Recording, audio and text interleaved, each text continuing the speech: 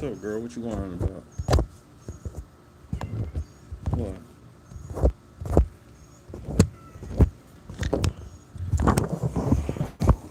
Cooperate.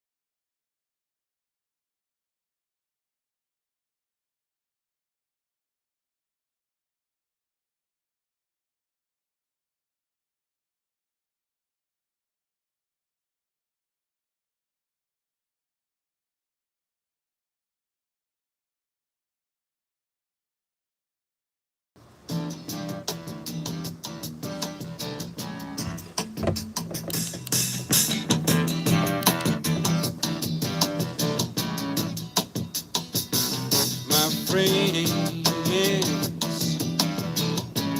feel it's their appointed duty. They keep trying to tell me all you want to do is use me.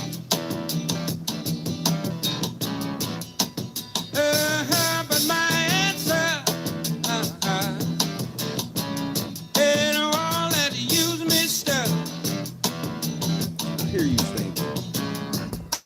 I want to spread the news that if it feels it's good getting used, oh, you just keep on using me until you use me up. Until you use me up.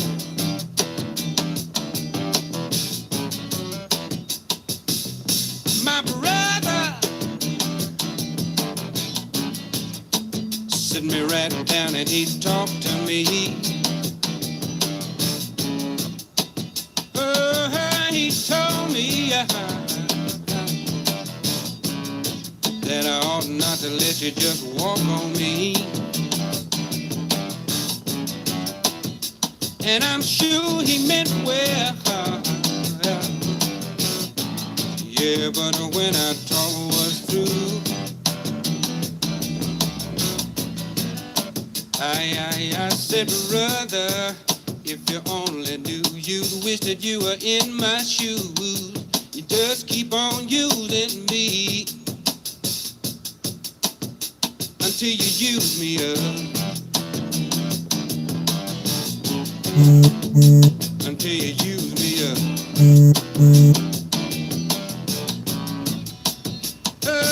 Sometimes that's true, you really do abuse me.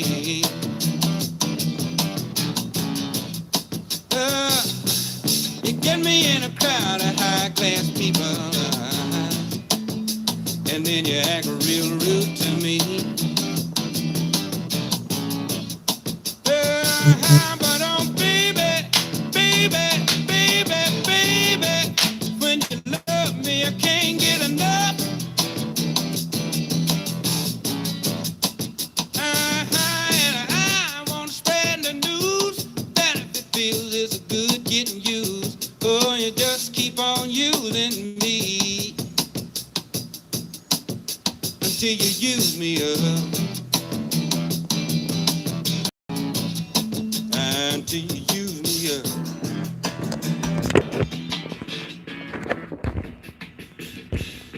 Talking about you, it all depends on what you do.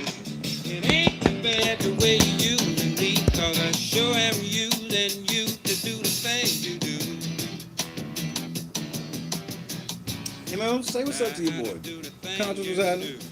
Miss George, Holly, Scott, Janice, Bob, Javon Barksdale. I guess Rhonda's name is Round today. Kendra, Tommy. Happy birthday again to Javon Barksdale, bro.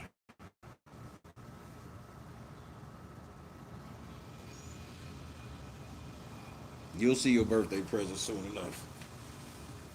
All I've been doing is trying to get that bottleneck completely the way I need it. Christina, what's happening? Raging Cajun.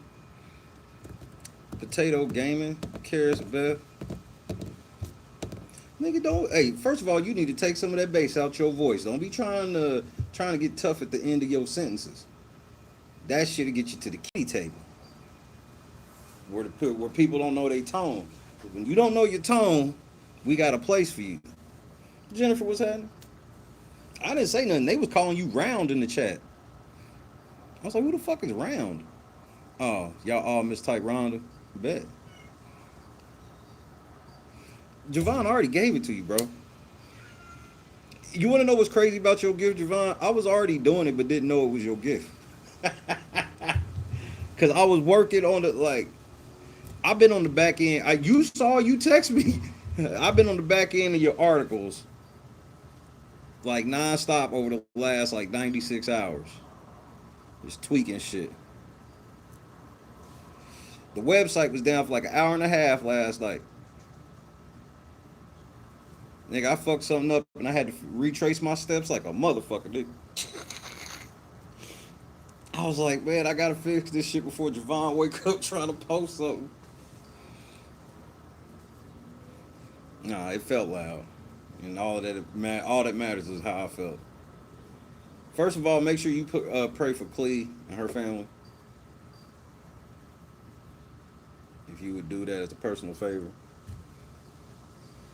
I figured that shit out though. It was just something small I did, but because I'm sitting here I'm trying everything I can to drive more and more traffic. And we've been trending upward. And I hit something and I was lost. But I figured it out before it was like, I was like, man, I'm gonna have to send this nigga a text and go to bed. But I figured it out. Thank praise God. So when I saw you post this morning, I was like, yes. Because that was the other thing. I was like, it's up. But I was like, I don't want to get no message or no call from him. Like, hey man, I can't post. So it was all to the good. Scott Johnson, I don't think I said what's happening. Conscious. That motherfucker was. Hey, before I get on this other shit, that motherfucker was sitting in that live by himself, nigga, with 2 chat messages. And if he only now, if any of y'all niggas is smart enough to know, you should have known one of the 3 people was me. And I knew that none of y'all know. So I had both of y'all on. I'm going back and forth between Conscious and King 7, 8, 9, 10, 11, 12, 13. Nigga, this nigga, I saw the title. I was just sitting there. I'm like, man, you over here big mad, nigga. I waited just long enough before I went and told Conscious, nigga, because I didn't want to fuck neither one of y'all up, because both of y'all asses was cooking. Because Conscious was cooking. Conscious was playing them damn Samaj Crosby shit. Look, Conscious, for those that don't know, Conscious decides to do, like, she been on motherfucking Greg and Daryl's head, nigga. That's what I was gonna tell you. It's a new sitcom coming out called Greg and Daryl. And nigga, she been on Greg and Daryl's head, nigga. So I'm sitting here laughing at Conscious on this nigga Greg head. Then she started. Then when I saw the video titles like Samaj Crosby case, I was like, well, belt to ass time. I was like, well, here comes belt to ass, Greg. You was asking for it. I got a feeling here it comes. Man, she started playing these uncomfortable ass videos, nigga. Next thing I know, King 7 was like, nigga, I'm about to reclaim the soul of true advocacy. It was the title for me. The nigga said he was reclaiming the soul of true advocacy, nigga.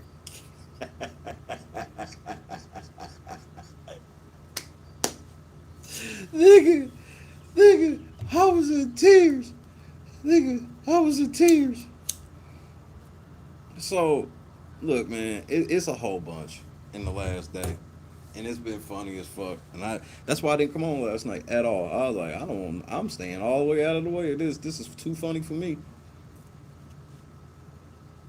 I watched some TV. All I did was watch TV and work on that website. Well, I was working on 2 websites. I took time out on one to work on another. I'm like, I just don't have time to come and play with y'all. So, nigga, what I've learned about old Greg Greer, which I already knew, because I was like, the one thing that I always was head scratcher to me was I always look for repentance. Okay, what do I mean by that? So, when you have a scenario, when you running around smacking niggas like Lamont, which you don't get no cool points. Berg was happening. You do not get cool points for beating up Lamont. Have you ever seen Lamont? Like you get no cool beating that little nigga up, bro. But then you beat him up in the courthouse, so that lets me know that you got an anger issue. No, people get mad, and I think a lot of people, will mischaracterize somebody if they see them in anger and pretend that people don't get mad. But when you see people get a certain type of mad, you have to take that seriously. Motherfuckers that are willing to throw hands in a courthouse, something wrong. Something's wrong there. You ain't got your emotions in check. But we all be young at times and do stupid shit as youngins, right?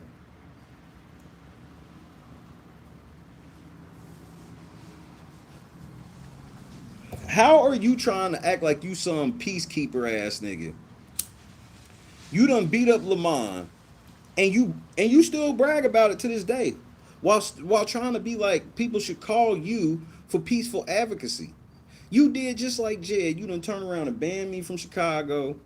You another Chicago nigga. Oh, bro, you Chicago niggas always want to try to tell somebody where y'all from, bro. I went look, and let me explain what I told Conscious yesterday.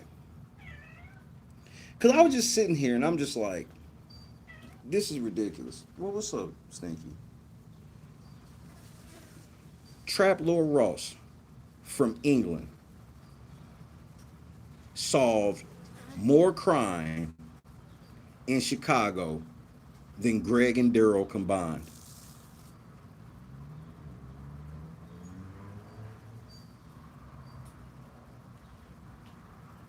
I'm sitting here watching these old videos with Conscious, and you got Greg sitting here admitting to like palling around with criminals and protecting them.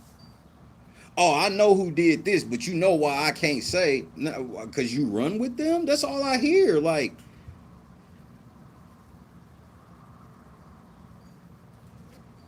you can't have it both ways. You can't have it both ways. Trap Lord Ross literally got famous for doing 3-4 hour documentaries about all the murders and shit in Chicago, literally piecing together his niggas' social medias and all these other videos and shit they put. Greg and them can't do none of that shit. But Greg and them will tell you to your face. They know who's doing the murders, they know who's doing the crime, and they not gonna tell the police. Cool. But I thought part of this advocacy shit is getting help from the authorities.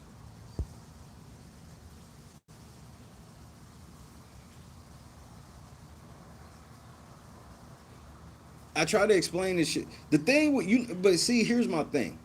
You got to understand, it is not my job to go into people's past and question everything about everybody. That's why I just wait till people expose themselves. It's not, bro. We all got things about us that look weird from the outside, but when you actually investigate, it ain't weird. So for me to see something just on the outside, I can't just go there. But when you put it all together and piece shit together the last couple of years, like, bro, I was clocking, I was clocking Amir. And Amir, his last chance with me that I never said to anybody, but this is what I was thinking to myself. I was like, your last chance to prove that you are different, if you will, you better go all the way with this motherfucking court shit with Jed over this fight. Nigga, this nigga did nothing, bro.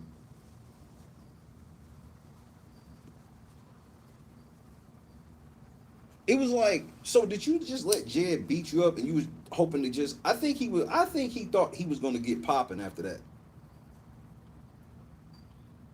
I truly do. I think he thought he was finally gonna get his YouTube channel and shit jumping off because people don't actually care. But it's like, Amir, the reason nobody watches your shit is because you're not talking about anything. You're not knowledgeable on anything. You just have a vibe to you. You want everybody to just fall in love with the lights and all the shit, but the TV screen behind your shoulder dirty. Like, I'm not trying to go there, but I'm just trying to point out that, like,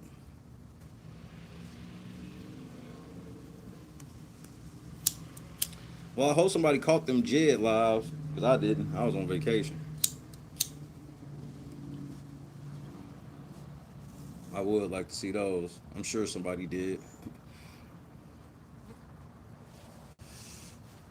He was still, who was Jed snitching over? Say less. Because at this point, shoot shit we about to talk about is about to make you laugh like a motherfucker. Wicked was happening? Damn, I did say what's up, I'm sure. It just felt like I didn't.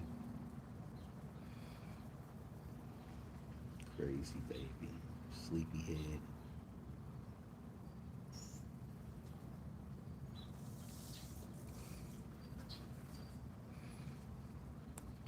Kendra, did you have fun with your shit? I meant to ask you, didn't you do a trip or something on your birthday? Like after like that weekend? Cause I forgot that I asked Janice about the show the other night. Bob, I tried to congratulate you, but you had went to bed and I didn't realize it. The Sixers are y'all favorites to go to the finals. And I really think y'all should trade Joel Embiid to get a more of a budget center and get somebody on the bench. And it's over.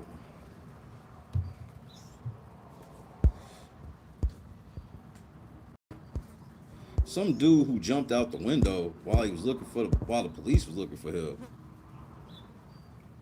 Man, please send me them links. Oh my god, what the fuck is Tootie gotten into? Tootie, I'll watch that while I do some more website work.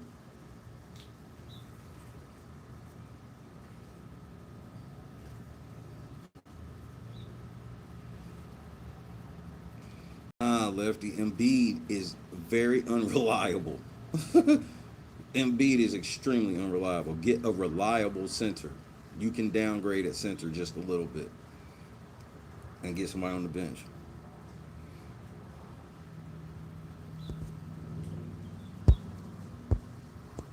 They had an apartment building surrounded across the street from where he was. The suspect supposedly jumped off a balcony and landed in a big bush, just out of view of the police. What?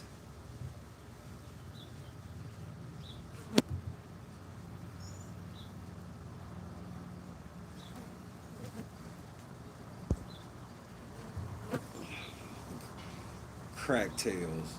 Crack tails. Woo-hoo. Do. Jetty on that fucking pipe. Yeah, crack tails. Woo-hoo. Not freaky tails or zesty tails, but crack tails.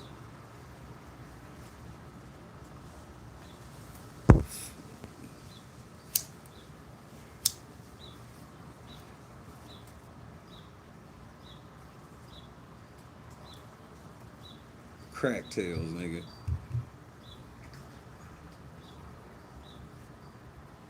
TK3 time. Motherfucker, crack tails. Starring Jed, bro.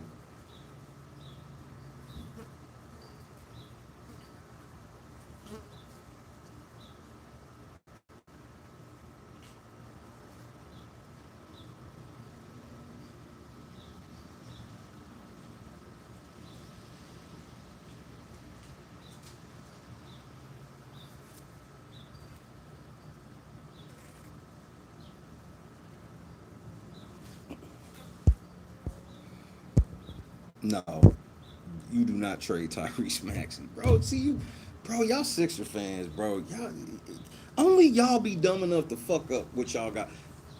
You would keep Tyrese Maxey over hurt Joel Embiid over I don't know how many games I'm playing Embiid. I'm barely in shape. Stop, bro. Stop it. Tyrese Maxey is the best player on the team. You're doing the most right now.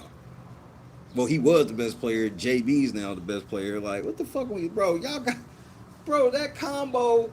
Y'all talking about Edge Cone, Maxey, and JB, bro. Why the fuck would we get rid of Maxey and keep Embiid when we can get rid of Embiid and like y'all can get somebody like Sabonis, bro, Zubac. Y'all, there's a bunch of like budget centers that y'all could go get and still have room to get somebody else off the bench. Joel Embiid is not reliable, bro. But don't do it. You know what I mean? I try to help the Sixers. You know what I'm saying? I try.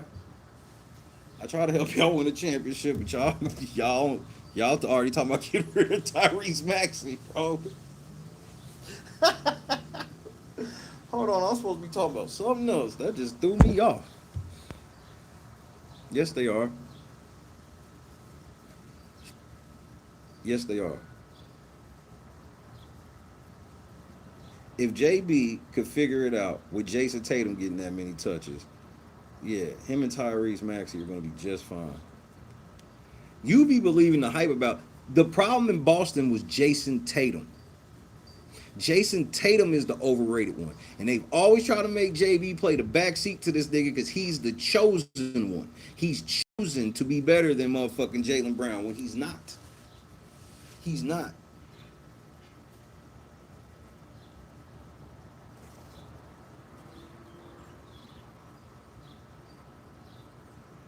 Knicks probably don't win the championship if Jason Tatum stay out.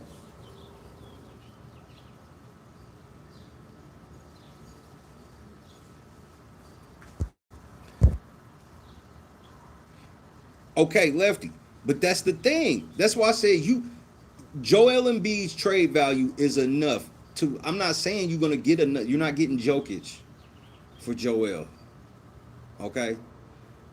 I'm talking about you can get somebody else. You can get like like the Kings are motherfucking fire selling shit. Get fucking Domas Sabonis. Get Sabonis, who's an all-star center. He was just hurt last season. He back now, and at the end when he came back, he looked fine.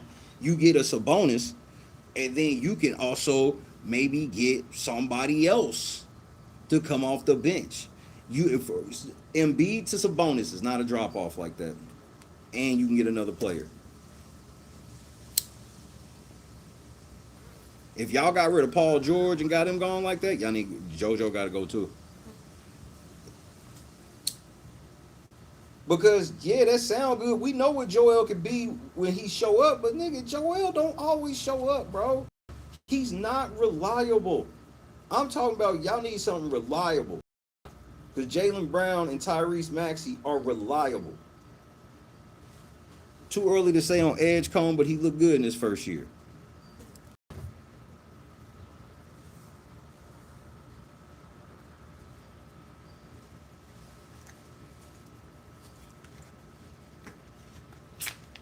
I can't believe we traded for that contract, Boston. This nigga got a player option for $56 million. What the actual fuck?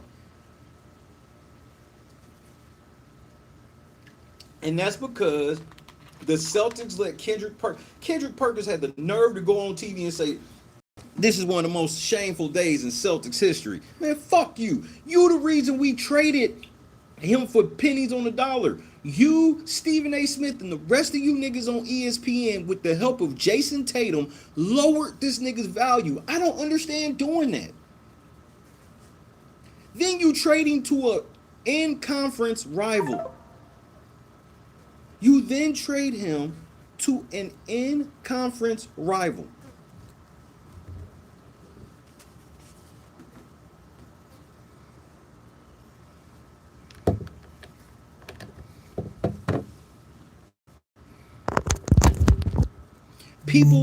People were dumb enough to be hitting the Celtics talking about we trying to trade for Jason Tatum, and these niggas said no. You mean to tell me that people were ready? Jaylen Brown had a career year while this nigga was rehabbing, and you telling me we owe more loyalty to Jason Tatum over Finals MVP? And let's talk about that Finals MVP. You know why he won Finals MVP? Because he showed up and Jason Tatum didn't. Jason Tatum had stinker. Jason Tatum had, like, I think the first 3 games of the finals were stinkers from that nigga. JB dropped 40 in the finals. But for some reason, the light-skinned nigga mean more to them. I got you.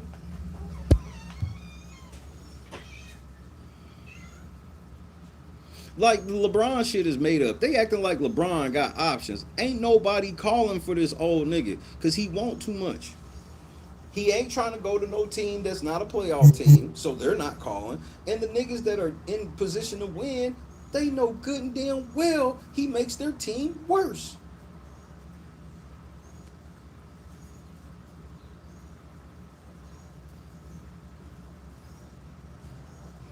Y'all see my little orange baby?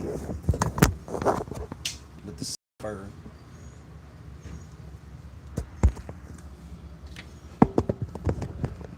That's what every playoff team is thinking. There's no playoff team like get me LeBron. I don't see no fan base. I don't see like the Nuggets like, man, all we need is LeBron. I don't see nobody. Nobody's saying it. The only people that are saying it is Clutch Sports people. Like they keep saying, oh, the LeBron's thinking about the Warriors or the Heat. It's like, nigga, he can think about where the fuck he want. Ain't nobody calling. Nigga, you gonna have to come play for free, nigga. And you gonna be at the end of the bench. Like these niggas are like, oh, well, Draymond took the pay cut. Draymond took the pay cut so we can get better as a team, and we don't get better with fucking LeBron. Then the way that they just traded Jimmy Butler away is crazy because to get Anthony Davis there, they got to trade Jimmy Butler. Jimmy Butler ain't going nowhere.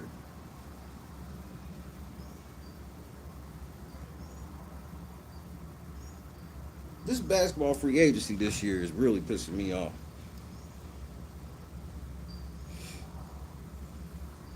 All right, so the real reason we here. Hold on, I might have to say something else. That's what I'm saying, Boston. They've all the fan base and the front office and everybody has drank this Jason Tatum Kool-Aid. First of all, I still am mad at that nigga for wearing a Kobe Bryant armband in Game 7, nigga. You do know the last time we saw Kobe Bryant in a Game 7, we lost the fucking NBA Finals. That's why I'm like, Jason Tatum just always, he ain't got no loyalty to Boston. This nigga, all the Boston greats that have played through Game 7s and shit like that, this nigga wanted to honor Kobe Bryant in the games during, he out there with a Laker gold armband on in Game 7. Acting like he did some shit when really JB's the reason. We should have won that shit in 4 or 5, but couldn't because of Jason Tatum. And then, like you said, for whatever reason, the fan base has always hated JB.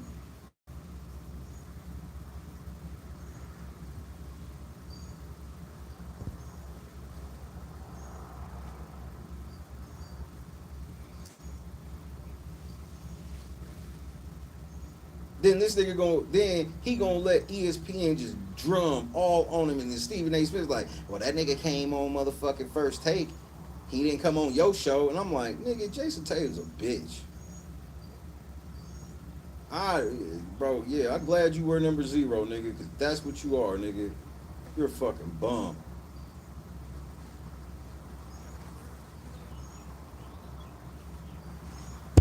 Jaylen Brown will be the first Sixer I've rooted for since Allen Iverson, nigga.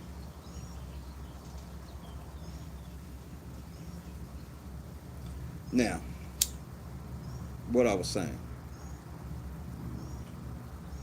Do you remember point and shoot? 1 for yes, 2 for no. You know, the guy that was, you know, sticking it to Troy Terrain.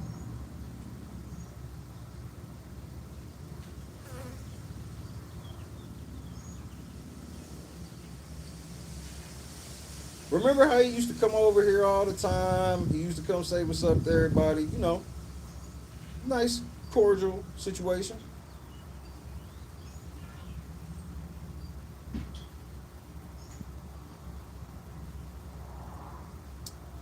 So, at one point in May, I noticed the nigga started ghosting me. We would have conversations.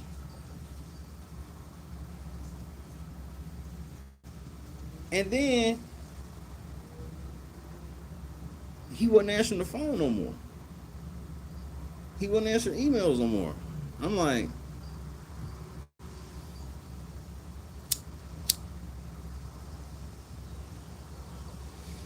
so I go look and I see what's coming up in court. And so I sent him another message. The last message I sent him, well, I wished him good luck and everything. Because I knew it was about to happen.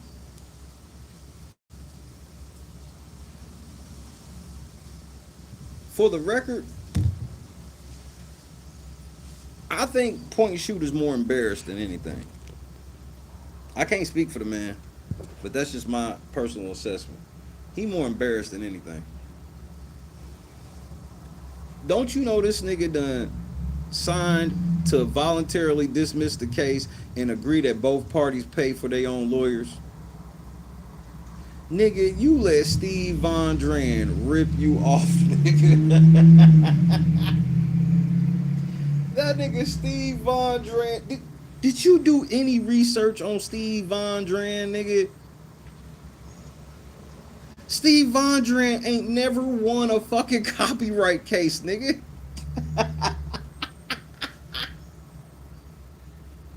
That nigga fleeced you. You had an airtight copyright case against Troy Terrain, and Troy Terrain filed a frivolous counterclaim against you that wasn't even fucking true.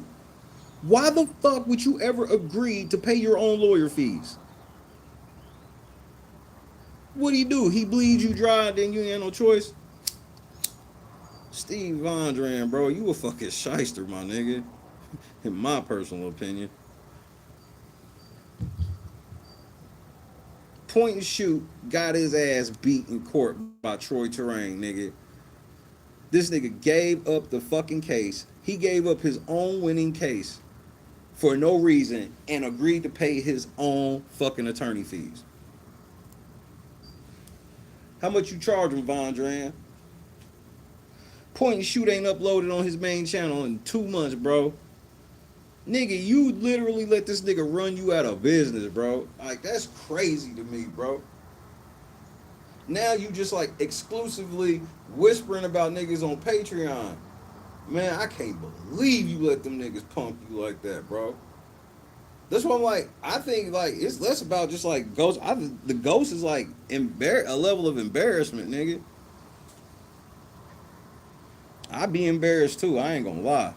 That'd be hard to stomach. That's like Jed right now filing a counterclaim against me, and all the shit Jed did against me, and I ain't did shit against him. His lawsuit's a fucking complete and utter lie.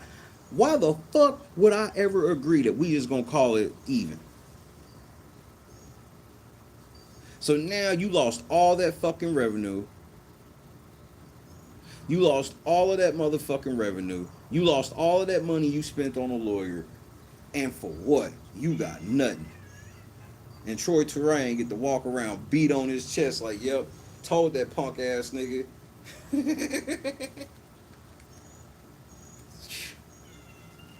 This nigga used fake court documents. Last thing, I talked to Point Shoot, wanted some shit to give to Steve Vondran. And the next thing I know, the case was dismissed. You let that motherfucker fleece you, nigga. I cannot believe this.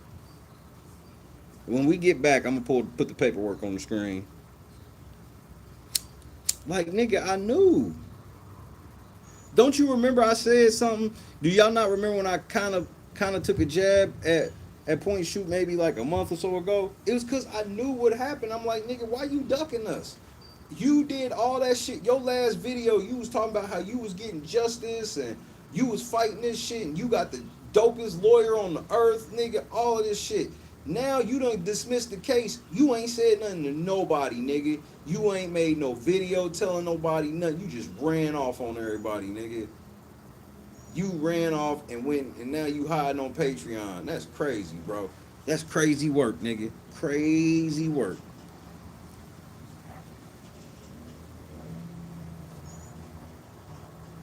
That's crazy work, bro. You wasted all your own money. You lost a lot of your own money, and then you ruined your own integrity by declaring you were gonna do all this shit, and then you bitched out immediately. I don't even understand. Like, y'all had so many case management conferences where I'm like, why is Steve Vondran still agreeing to these? No, we're moving to discovery.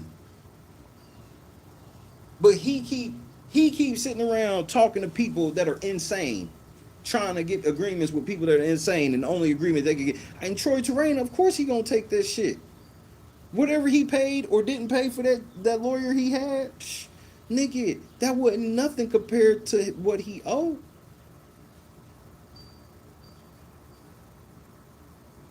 And yeah, it's he agreed without prejudice, but like he ain't filing again. He don't want no smoke. Like, why would you do that? Why would you come over here? I don't even understand why you did all of what you did. And I'm gonna tell you where it all went left for him. Everything he was doing was going to work until he got Steve Vondran involved. That's my personal opinion.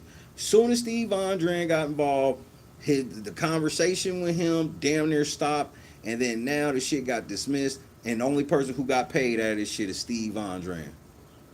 Steve Vondran and whoever the lawyer was from Troy Terrain, only one, and Troy Terrain himself. You lost. That's why. This is why I'm pro se, because that's what these lawyers do. I dare you to find a good copyright lawyer that's for a regular person. You won't find one. Steve Vondran is an internet lawyer. He's a YouTuber.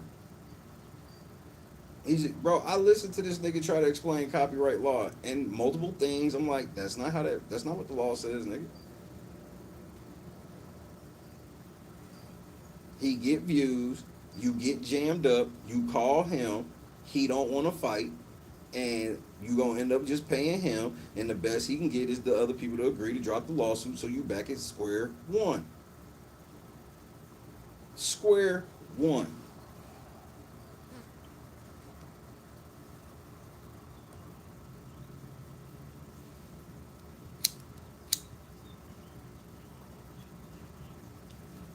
I give him a pass in the sense of this shit is tough. It's hard. And trying to do it by yourself is even harder, but that's why like education is important. Self-education is important. Whatever you do for a living, you should be educated in it.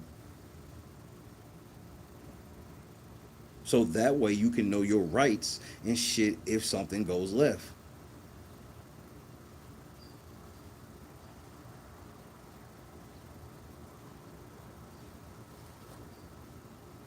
Point and shoot followers wanted CoffeeZilla to get involved, and it was too small.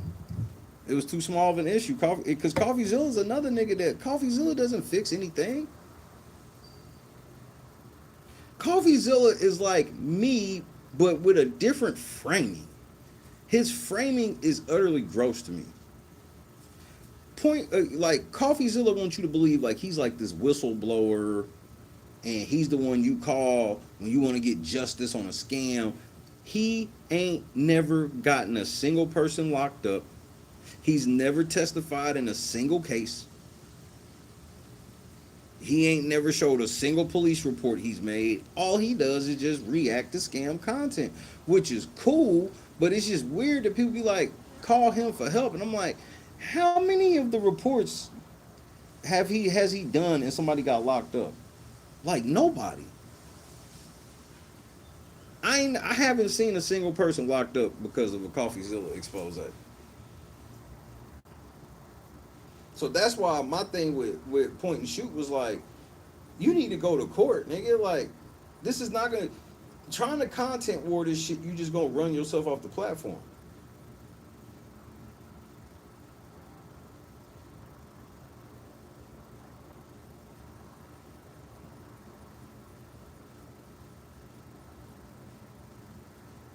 So he tried to content war with Troy, because that's why Troy ended up leaving us alone in the midst, because he saw that like, oh shit, this like Troy found out, was like, this nigga's already in federal litigation with shit. Fuck.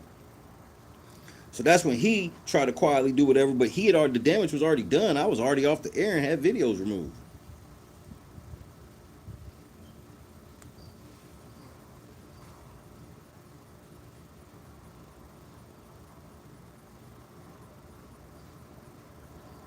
I just don't understand spending all of that fucking money. That money he spent to try to serve Troy, all of that shit. I can't believe he spent all that fucking money and then paid Steve Vondran to do nothing. Look up Steve Vondran. Find any fucking copyright DMCA YouTube case he's ever won. Find one. Just one. Straight shooter was happening. Just one. Find just one. You ain't even got to find a bunch. Show me one time this nigga's won.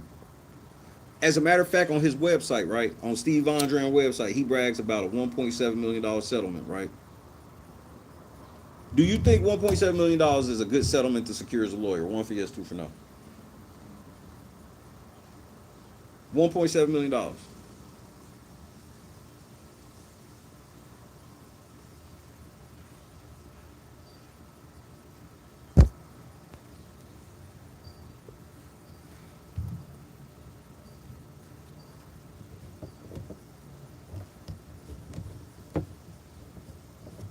I'll say 1.7 million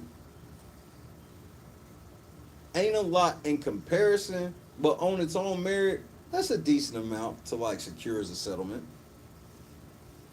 Now I hear that as you tell me that as a lawyer, I feel like you small fries, right? But small fries, but legitimate on your way up, right? How are you bragging about a $1.7 million settlement that wasn't even for copyright? It was for motherfucking for a fraud case. That lets me know all I need to know about you. You want people to hire you as a copyright attorney, and you've never secured any copyright money. But you want people to think that you've at least done $1.7 million, but it wasn't for copyright. It was for a fraud case. See, that's why I be feeling like you shiesty. That's why I be feeling like you want me to drop you from 10 to 17. You drop.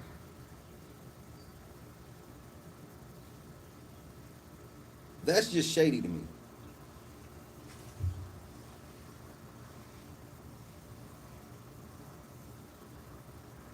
I'd be mad if you told me you was getting ready to give me expert advice on fantasy basketball, and you like, well, I've won over $1 million in fantasy basketball or fantasy sports, only to find out that you won $1 million in fantasy hockey. And I'm like, how the fuck are you gonna help me with my basketball shit? You don't even know none of these players.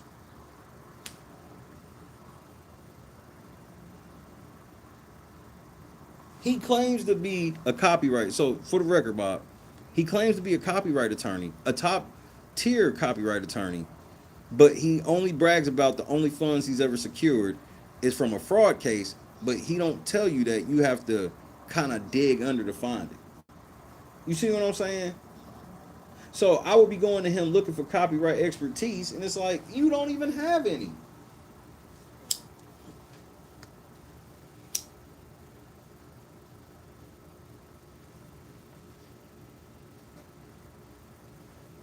I knew when he fucked with Von Dran, it was a wrap. Point and shoot had such the easiest case. That photo, so the photo that was taken to Troy Terrain by the Wall Street Journal in like what 2004, maybe even 2000. It might even been 98. The one that Troy said, "I'm taking down your video because I own that photo." He actually talked to the actual owner who took the photo at the actual courthouse that day. And they gave him written permission and declared and showed it was not Troy's photo but theirs. So I don't understand how you have that much evidence and then you agree to voluntarily dismiss and pay for your own lawyer fees. Potato Gammon. Hey, I heard that, Potato. I missed stuff yesterday because I've done just that, Potato, and I don't even care. Congratulations to you. Happy 4th.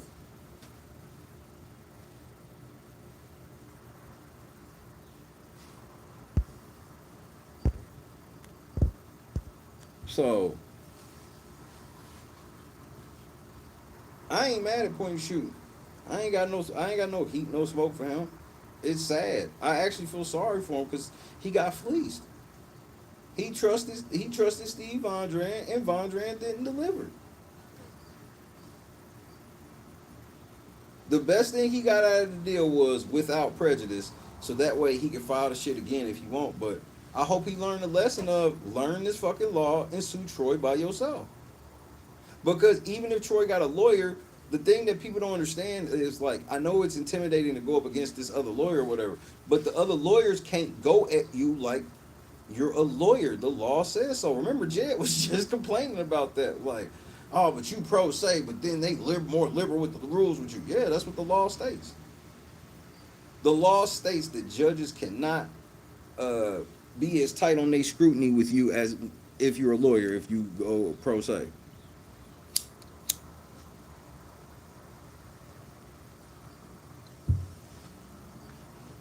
People People go pro se in civil court all the time. Y'all sit and watch pro se litigants in civil court all day long, watching Judge Mathis, Judge Joe Brown, Judge Judy, plaintiff's court, or plaintiff's court, people's court.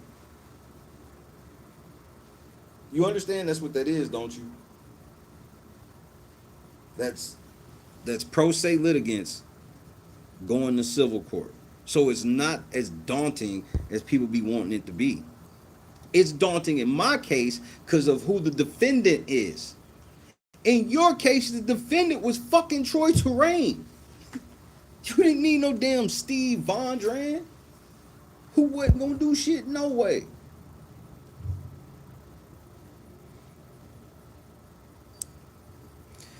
Well, the trick of it, Kendra, is you can't let up because of how it has to go.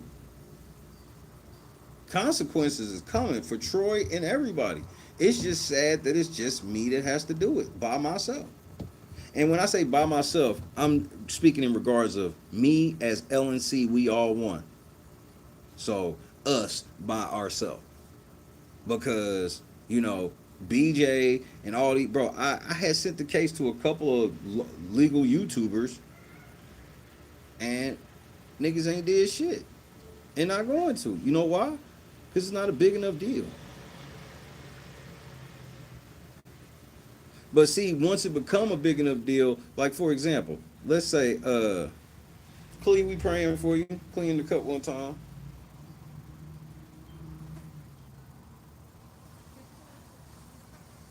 So for example, when this shit blow up, like, okay, let's say the Ninth Circuit appellates, they come back and go, Mr. Hall was right. You win. Go back to district court, handle that. The moment that happens, they will all them legal channels are going to want to interview me. All of them. All of them going to pretend they care. All of them are going to be like, man, I wish I'd have known about this earlier. Yada, yada, yada. And I'm going to say no to everybody.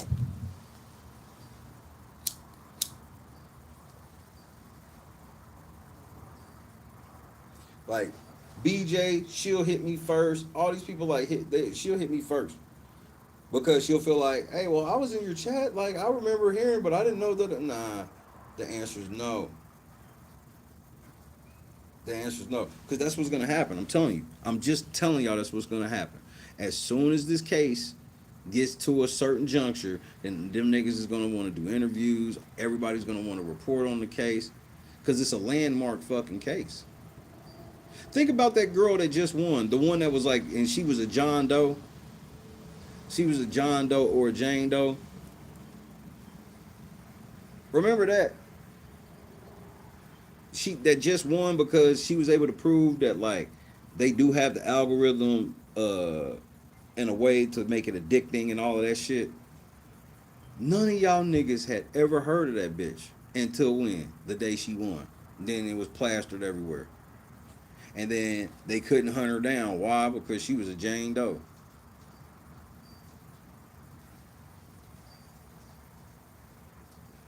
So that's how the game is.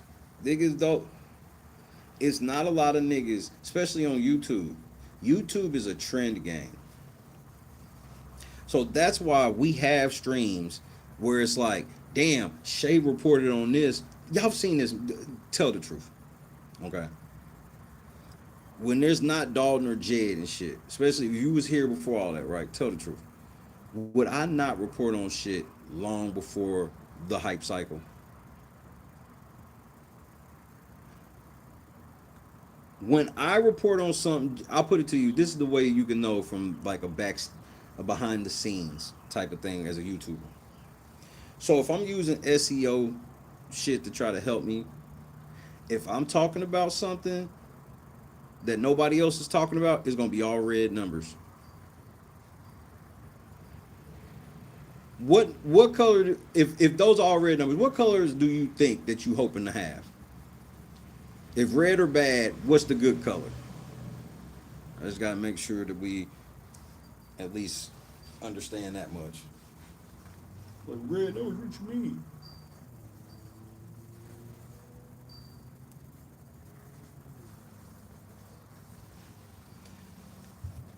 The good numbers are going to be green.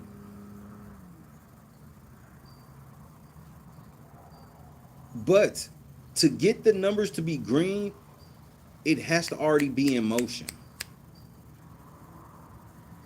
So that's why a lot of times you won't see that one, but you'll have that one that may be an outlier, and then everybody else will fall in line. Especially if one of the big boys do it.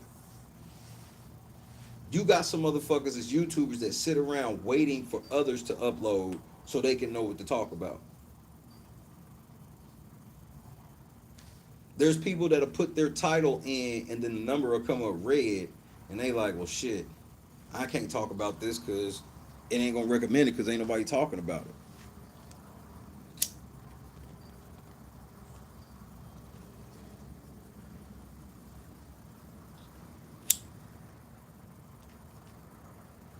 Like Point and Shoot like kept saying, oh, I'm gonna do this whole video for you, put y'all in it and everything. I never asked for it. I'm not holding to it either. It's just that, nigga, I was trying to tell you like we could leverage each other to win. I don't know what you was on, and now you just like in a hole. I'm talking about this motherfucker very rarely went live. He go live and get 2,000 motherfuckers over there just like that. I'm like, I don't think y'all know how much them checks are.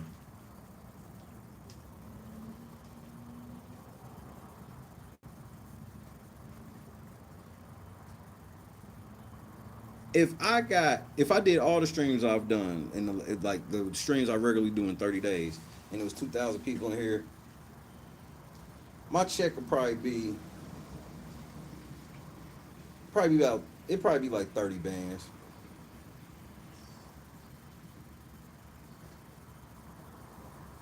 Kendra, it was there. The multiple conversations that we had um, off the air, it was there. Von Dran did it. That's why I'm not mad. This is not a fuck point and shoot video. Von Dran got that nigga. Cause he's not, bro, he ain't at work. The case been over and Point and Shoot not back at Point and Shoot was dropping a no jumper video and he got a lot he could be talking about.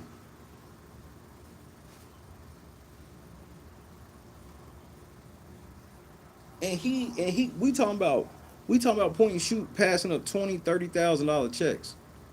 Sitting and hiding. And I don't understand it because he probably depleted the funds he had. Because I'm sure Von Dran looked how many subscribers and shit he had before he agreed to take the case. And that's how he know how much to charge the nigga. He know how much money you make, nigga. Fleeced you, ran off, and now you ain't got shit. Now you just ducking the internet now. You created a backup channel. Yeah, I think that shit really beat him down. He wasn't built for it, and I don't say that shit as no type of tough guy way, no disrespect at all. You got to be willing to take a lot of losses to get to where you win.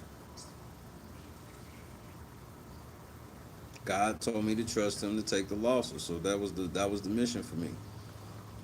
I can't speak on what God told him, whatever. I just know that, like, bro, this was silly. This was silly to spend all this money to just quit. Like, that's the number one reason why I will never give up is what I look like. I understand that part. I gotta come on the air after I just dropped the case because it got too hard. Nah. That can't like I'm not in the position he's in. I'm in a position that's not even a starter. And I'm okay with that. This was meant for me. But this was silly. You can't let Troy Terrain win like that. Now Troy, I know you thinking one down, one to go. He's just not gonna play that way, bitch. It's not gonna play that way. I ain't fucking with you, nigga. It will not play that way.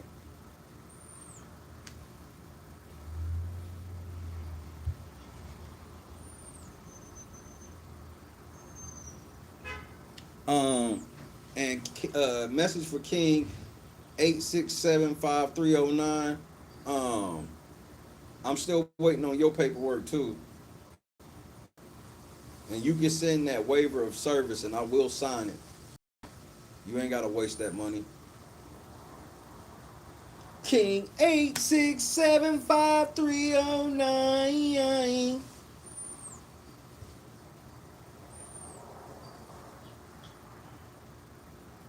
I'm gonna bring back the soul of true advocacy. Hi, I am Deshae Lewis Hall Sr., CEO, videographer, editor, head janitor, head of marketing, director of province, where I am infamously international,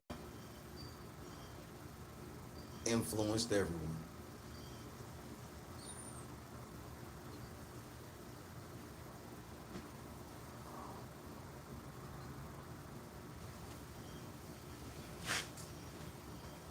I run a whole ecosystem of justice through serious advocacy, free of cyberbullying, staying on point with the narratives.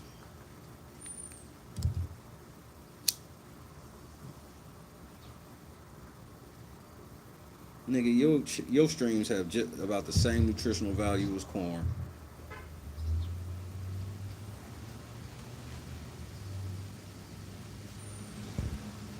Amber, what's happening?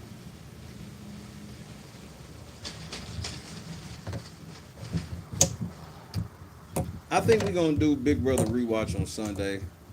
I'm just not working tonight.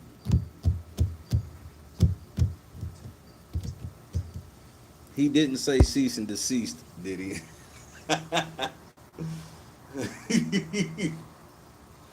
Cease and desist? I'm about to send your ass to cease and desist.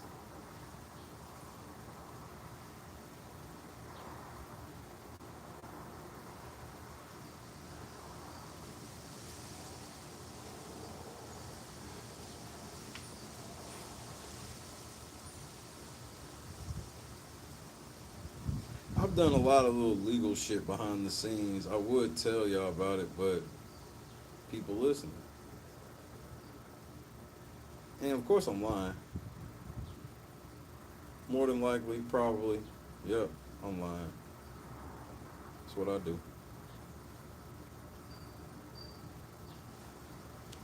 It's what I do.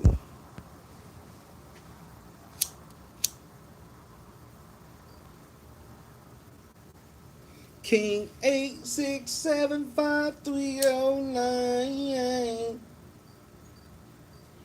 Let me stop before this nigga rile up Ramona, Beth, and motherfucker. And I ain't got no beef with Ramona. I have no beef with Ramona. I don't even have no beef with Brian because I respect that. I can respect that. Yeah, when you know I know certain shit, yeah, you probably shouldn't come around like that. I can respect that. It ain't for me to go hunt Ryan down.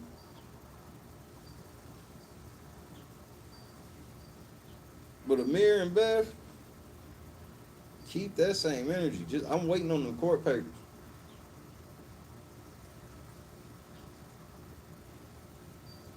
And Beth, I still ain't gonna call you white trash. I ain't gotta go that far. You fucking white trash.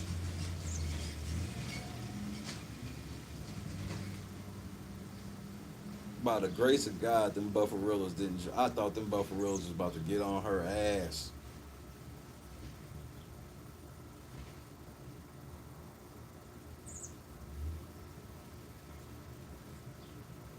I'm from Chicago, and I don't think you know what that means. I do know what that means. You the type of nigga to get beat up in the middle of the street by Jed. Like, bro, I applaud you for not becoming violent in that situation. Why would you take it all away by now trying to act tough violently towards me? Now it's fair game. That's why I know some people looked at me. I'm like, nigga, that shit fair game now. This, you think I'm gonna let this nigga threaten me with violence after Jed beat him up in the middle of the street? I think y'all have, bro. We have lost the plot. I think that's what the kids say, and they were right. If y'all niggas thought that he was gonna code switch and go from I'm peaceful, non-violent, beat up in the middle of the street, then he gonna turn around, he get to look at me and tell me he from Chicago. Nah, hell nah, nigga, that ain't how that shit work. You got beat up by Jed, now you talking about beating me up. Stop, bro.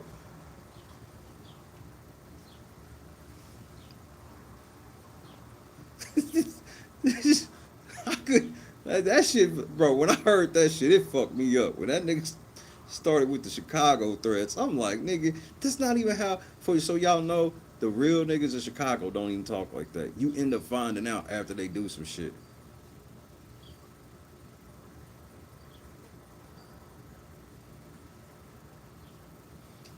Chicago nigga come down, bro. I live in Indianapolis, so Chicago niggas know I'm not lying with what I'm saying, cause it be the other way for Nap niggas. Chicago niggas who learn that some Nap niggas is some real niggas. Them Nap niggas ain't just some hoe niggas down there. But the same thing in Chicago. Chicago nigga come to Nap might have to be on some shit. Find out, it's like, yeah, nigga, Chicago nigga came down here. But the Chicago niggas ain't running around warning people about being from Chicago. That's what them lame ass niggas do.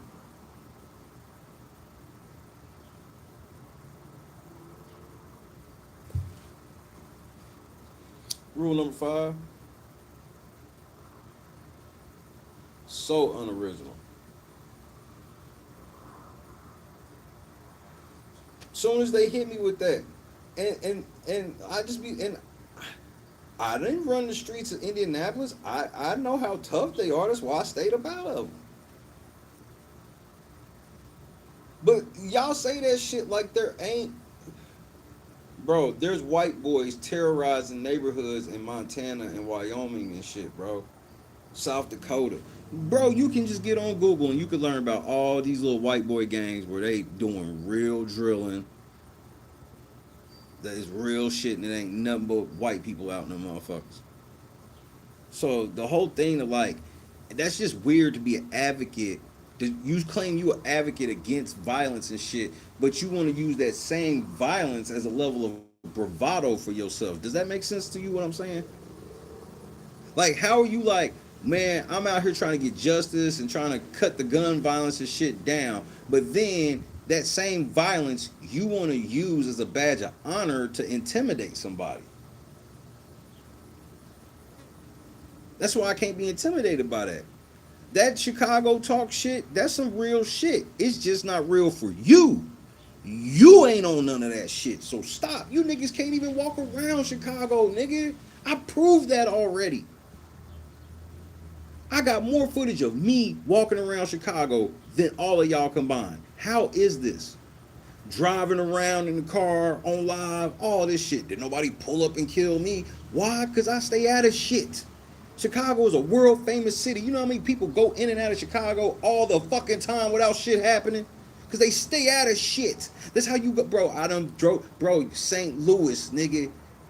If you ain't never been to St. Louis, they get down around that motherfucker. How do you stay away? You stay out of trouble.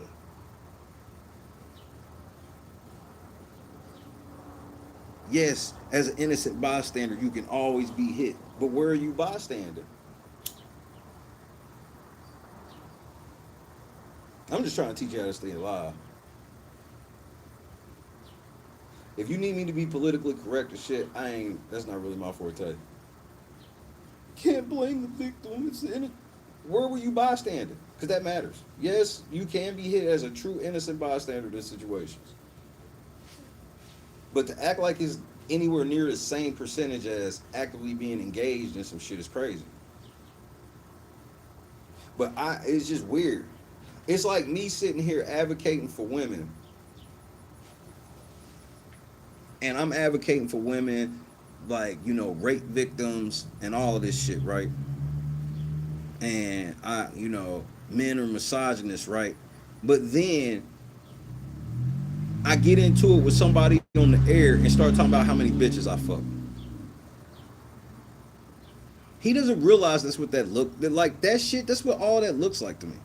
Like once you start, like when Jed started doing all the shit, I was like, this proves without a shadow of a doubt, you ain't about none of that shit because your feelings matter more than whatever cause you call yourself being involved in.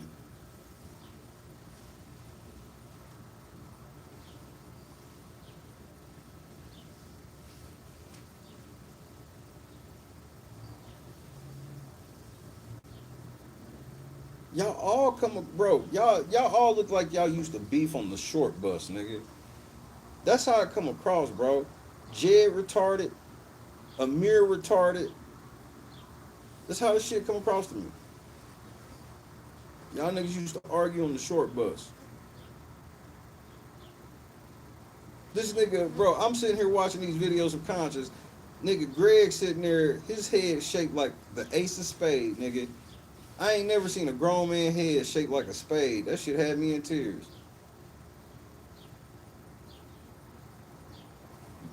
The way you use the B word. Bitch. You think my mama proud of how many times I use the word bitch? And do you think I care?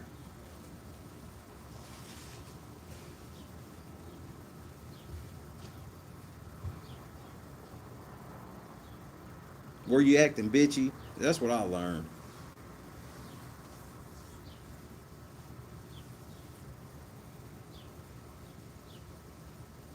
I've enjoyed my vacation thoroughly. As it's winding down, I've been enjoying this motherfucker thoroughly, nigga. It's hot as shit outside. It's like almost 100 out here, but I'm in the shade.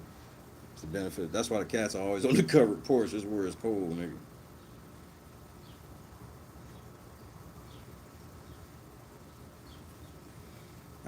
I'm thinking trying to get Chrissy to go play pinball with me tonight. If she don't, I'm gonna just go by myself.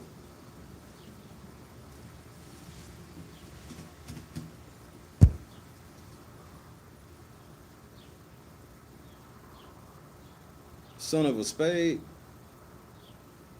Did you say yo? Did you say Mama C uses son of a spade? Wait, what's happening? First of all, shout out to Mama C. Mama C, I know you had a problem with me saying fuck conscious, but it had to be done. It had to be done. I'm willing to say the tough things around here.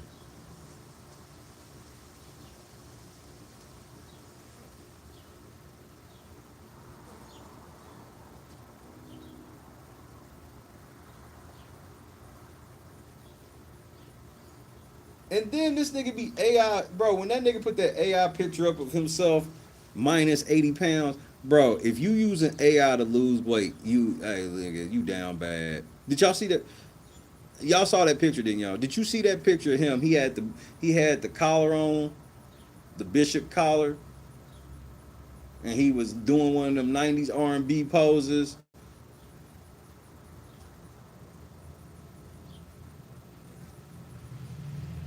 Tell me y'all saw that picture, nigga. The nigga lost. He was about 140 pounds in that picture, nigga. I couldn't believe it, nigga. I said, man, y'all niggas is wild, bro. Grown ass man, just bro, no confidence whatsoever, bro. Y'all niggas make fun of me being fat, but y'all niggas have the least amount of confidence, nigga. I ain't losing weight because I don't have no confidence in myself. I just want to play basketball one more time. I want to play back. I want to have my official retirement tour where I'm gonna play with people that don't know me, and nobody's gonna know. This is my retirement season. This nigga, you'll never see me use AI to like, oh nigga, That fat roll just don't look right. AI, eliminate that fat roll. And a matter of fact, eliminate that fat roll. You know what? You might as well add 4 or 5 inches on the dick. Like, I just don't understand you weak ass niggas and the lack of confidence y'all niggas got, bro. And y'all really be. That's why that's why they can't really look me in the face. That's why the first thing he wanted to do was attack me through conscious. Not saying that he didn't have no separate shit with conscious or whatever, but he made sure in her cease and desist, he bring up the third party, who was the party that said the shit he had a problem with originally. Make it make sense. And then you tell me you was trying to keep me out of it. You was trying to alert me but keep me out of it. I'm like, that doesn't make sense. So why would you be ready to take conscious to court for just regurgitating what I said?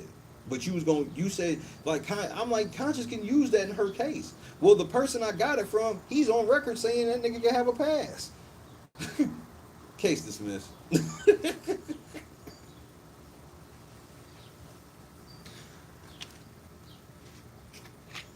We have a whole ecosystem, millions of views.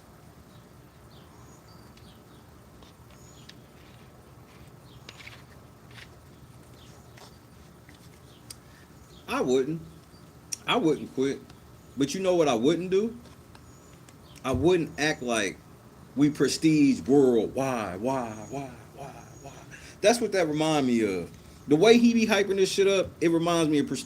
Do you know what prestige worldwide is? Only the real know. Who knows what prestige worldwide is, bro?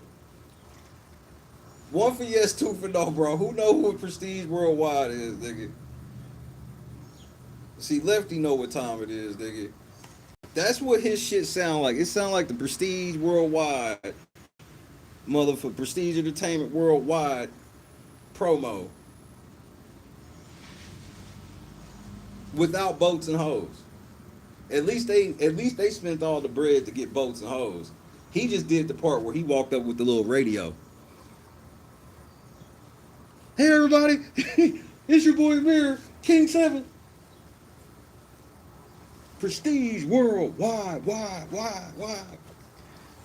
From Step Brothers, if you ain't never seen it. John C. Riley had me in tears with that shit, nigga.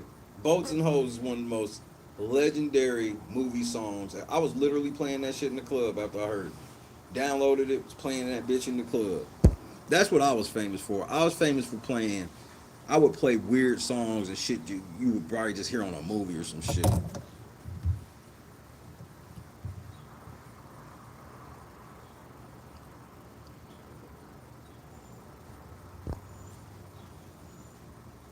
GB was happening. Gotta hope because that all that is just it's. Look, I'm gonna tell you what that is about that whole studio. How much of that shit is actually hooked up and working? Like the TV behind it's just a TV, and it's like RGB lights are so cheap now. I could literally stop using green screen. I could just put up a black thing instead of having green screen, and I could put all types of lights all through the room and just have it on. I could just change it at any rip because RGB lights is so cheap now. I could do that whole bathroom with them lights for like 20-40 bucks. If I really want to just go over the top with the level of automation shit, under 100 bucks.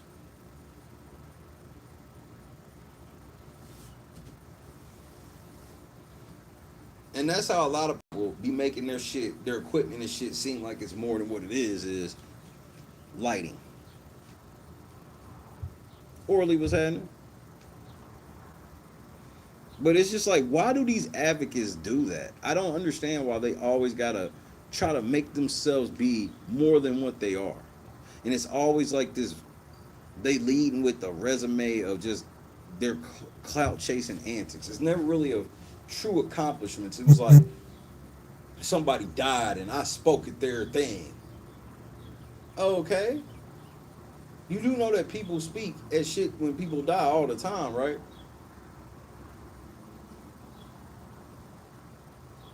But they always want to tell these stories where it's like, They gave a speech so powerful that everybody left the event and fixed everything. That never happens, bro. It's not a real thing. If you doing some shit like that, you have to truly do it with the hope of getting one serious person. Because everybody will get in the crowd and go, yeah, let's go. Everybody will do that. But how many people gonna wake up the next day and start fighting with you? If you get one person, you won. Because that's how hard it is. So when I see you just sitting around bragging about just going, and then that's the other thing. Y'all not even rallying these crowds together. Y'all wait until y'all see crowds forming, and then you come in as some sense of like, oh, I can make this protest official. Like, yeah, this is some good energy y'all got here, but I can really take it to this next level with all the connections and da da da. Da. Remember, Jay is supposed to be this big ass nigga, and he really could not get 500 people for Carmelo and 500 people for Austin. If a big YouTuber does this, they'll get that easily. Now, whether or not who's the vetting that's what everybody is, that's near impossible. But this thing is like y'all don't have the clout.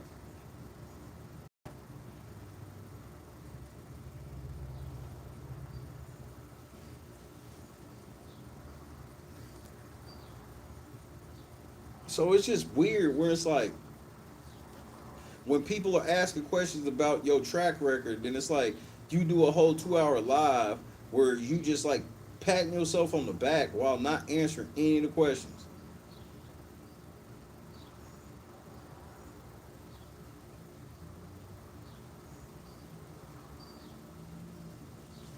And then you're always saying shit like, well, people got a problem with us because we're effective. Effective at doing what?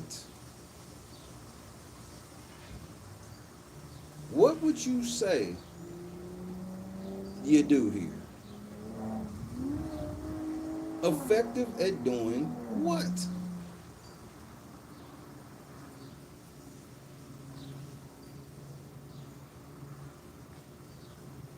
But that's the thing with Jed. Jed would see. Let me tell you the scam in the 500 for 500.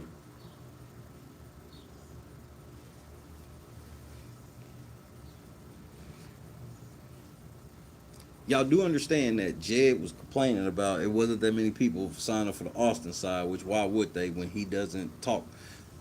He doesn't have that fan base, which is why when he tried to do the Trump shit, it didn't work. But you have to understand.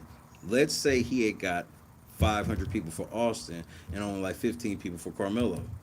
Do you think Jed would be pro Carmelo still right now? One for yes, two for no. Conscious talked about this the other day, and that's the game that people don't really be paying attention. Like his own people don't even pay attention to it. It's like, bro, just 2 weeks ago, he called y'all tar babies and can't stand doing shit for niggas, and then 2 weeks later, oh man, we gotta stand in solidarity because Trump's racist. Wait, Trump's racist? Yeah, Trump racist in the motherfucker. Nigga, didn't you just tell us to fuck with Trump 2 weeks ago? Huh?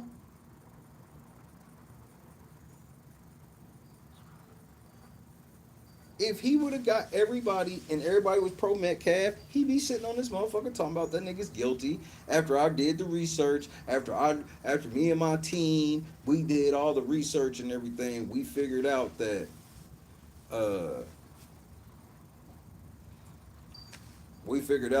yeah, that nigga should be in jail.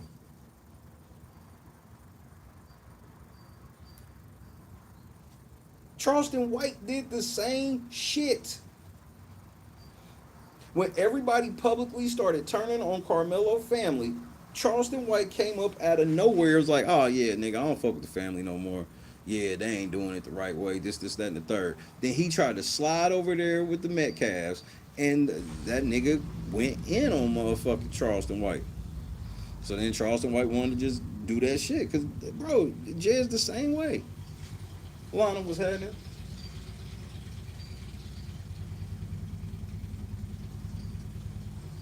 Charleston White did the same, and they do it just right to your face. Charleston White, the Dominique nigga, these niggas are niggas that are just bigger than Jed. They are better at connecting at a wider range of an audience, especially through their viral clips.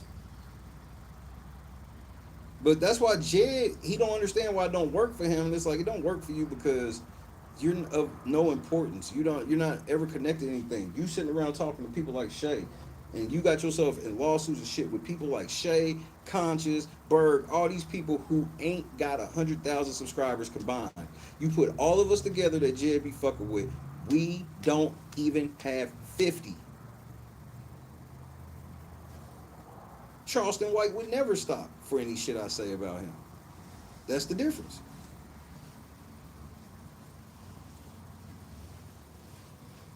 He reaches across the divides. Oh, y'all niggas is all speaking Jedish today, bro.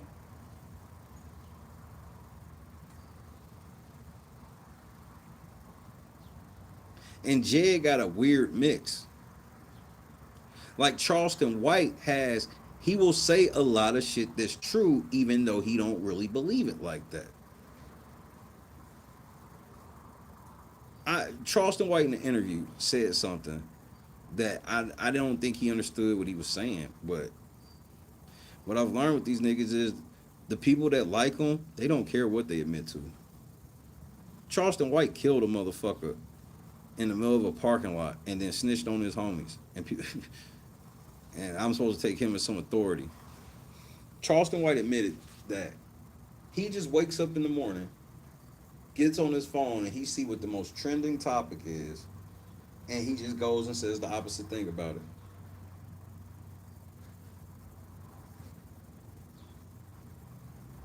And everybody has this corrective bias that they do online where you're more likely to leave a comment when you mad at a video than when you happy with one.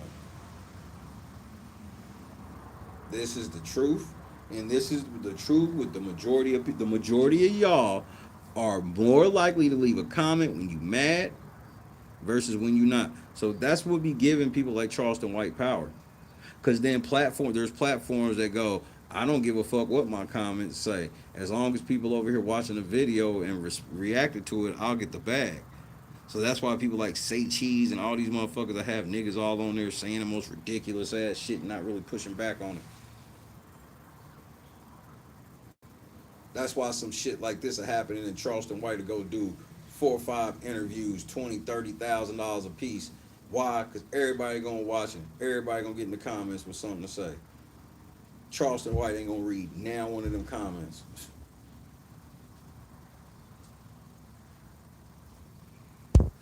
The truth can drop out of the sky like on the Truman Show. Talk that shit.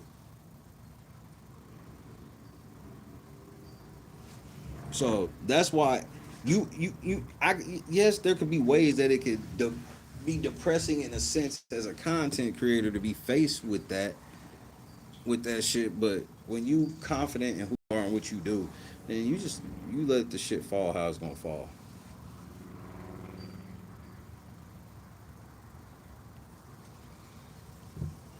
I ain't worried about that shit like that. So like when you talking about my integrity involved, like you got to give up a lot of integrity to get this level of fame and shit like that.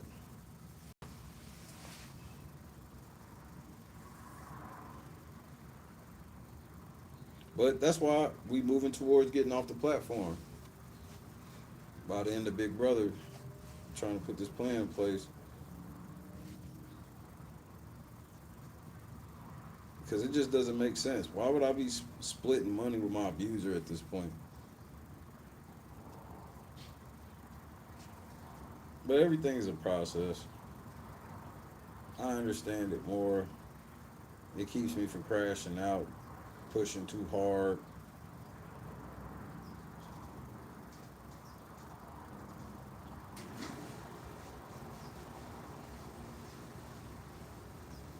Like when this shit is over, it's not like I'm gonna not have any more problems in life. But I do know, like, I'll have a few good days in a row. I have a month or two in a row. Oh yeah, GB. I'm trying to go live on my own website. Buy my own website, get ads and shit, and I ain't gotta split it with no platform or worry about no platform coming through doing no shit. And then I ain't gotta worry about no content ID bullshit. You got a problem with the video I play on my website, you gonna have to do it the legal law court way, because I'm not gonna have no system set up to where you get preferential treatment that's literally in violation of federal law. I won't do that. Tracy, we are literally back outside.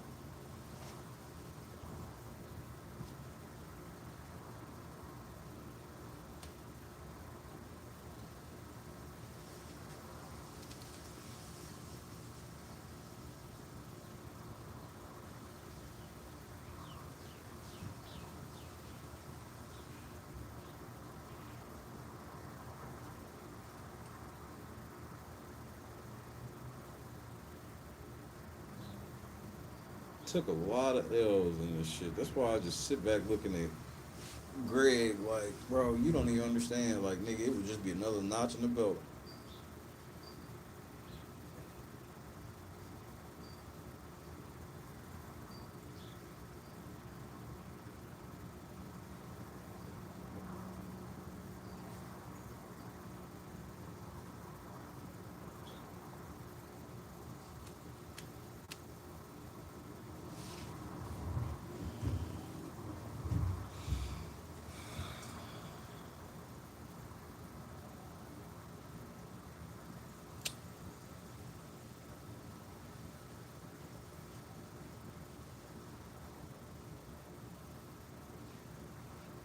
This has been this last almost 2 weeks has been what my body needed. It's what I needed. Nigga, the sheriff lost it. The sheriff got fleeced by his lawyer. His lawyer fleeced him.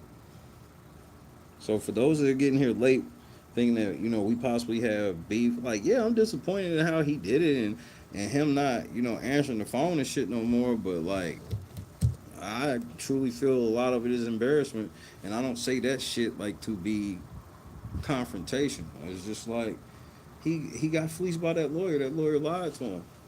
The lawyer had a fucking open and shut case, bro. But then, like I said, just go look at Steve Andrean's record, and you'll see that this nigga's never won anything. And points you probably shouldn't have been fucking with that nigga.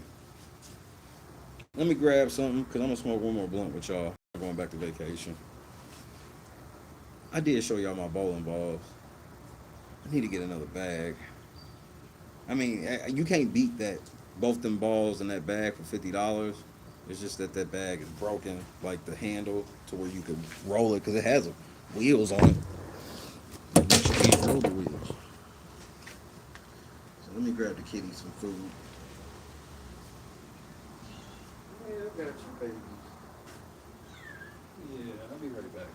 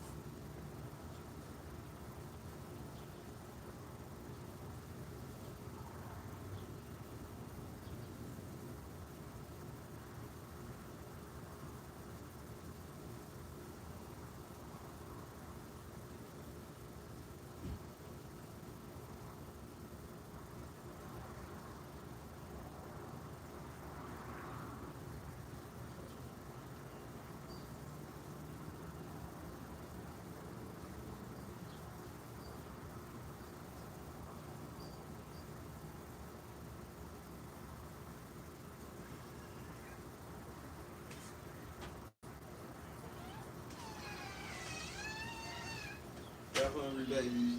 You hungry? Yeah. Tell me all about it. You hungry? You hungry? You want something? Yeah. Well, come on. I got you.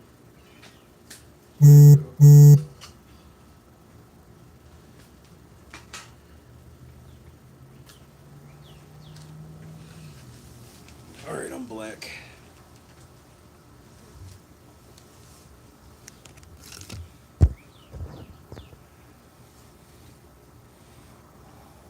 Fucking Greg and Daryl this season on NBC. And just you know why I like saying Greg and Daryl? Because I want you to look me in my eye. If NBC called Greg and Daryl right now and told them to do a show together, they'd do it. But comedy, they would do it. You think I'm bullshitting too?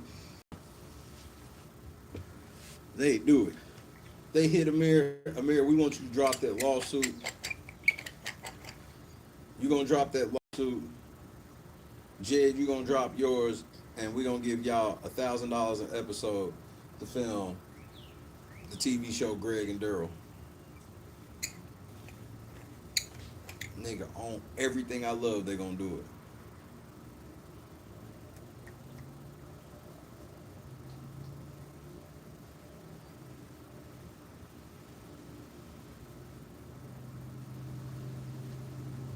in a heartbeat. They don't have no integrity. Can't nobody call. There's no YouTuber that can call me and be like, "Hey man, why don't you and Jed come have a sit down on my channel?" Man, fuck you. Do you know how far past we are for that? He can come sit on my shit and say some more incriminating shit, but like, what? But Jed would do it in a heartbeat. If a big YouTuber called and was like, "Look, man, I'll give you and Shay $500 to come on the show,"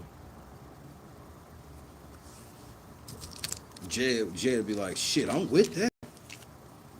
He'll be shocked to hear when I say, "Nigga, are you insane?"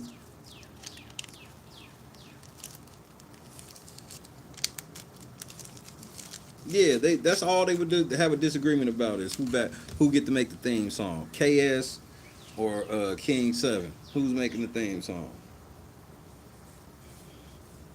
Well, that's called well, this is actually a direct strategy, Janice. It's called filibustering. That's like a direct media strategy that some people use to keep from having to really answer a question. So that's why when he started trying to do that shit with me, that's why I was like, all right, then let's pull up this Jeffrey picture. Then I bet this will make you shut up, and you saw it did.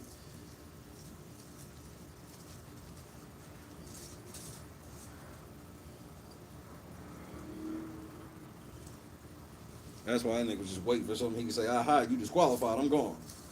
Weak ass nigga. Yeah. Then once he saw that shit wasn't gonna work, I'm just full on running.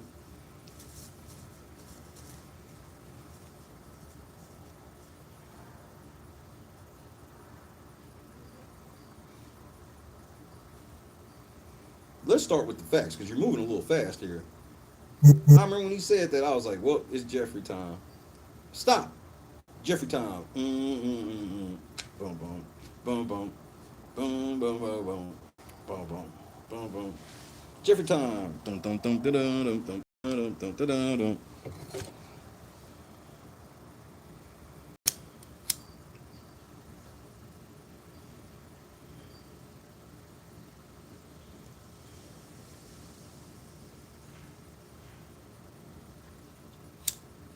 Nigga Scott had me laughing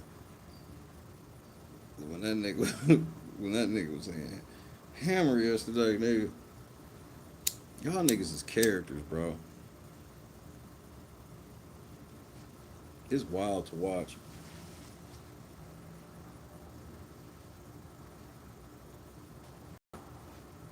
And it's sad where Amir sat here and watched how Jed would get cooked non-stop for 2 years. And you know the biggest thing that Amir took from that shit? I sure wished it was me. That was his whole thing. he looking at Jed like, man, they talking about Jed every day, everything. I sure wish that was me.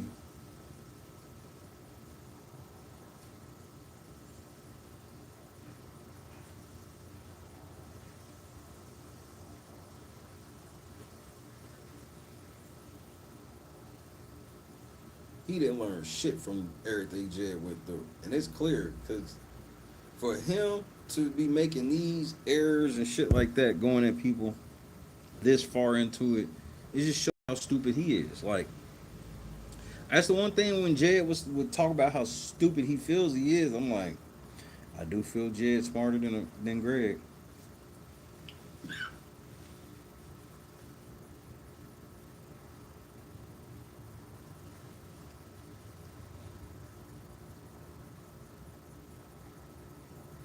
Jed never expected that.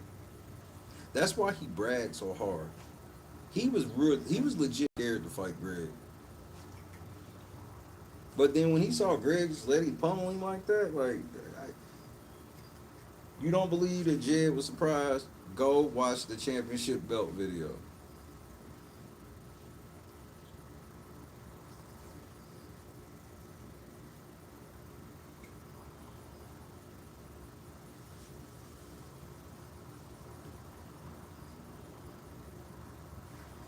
Yeah, like that. Jed got more game and motion to him than Amir for sure. Amir just like I don't even know what's going on with this nigga. I'm like, what do you do for a living?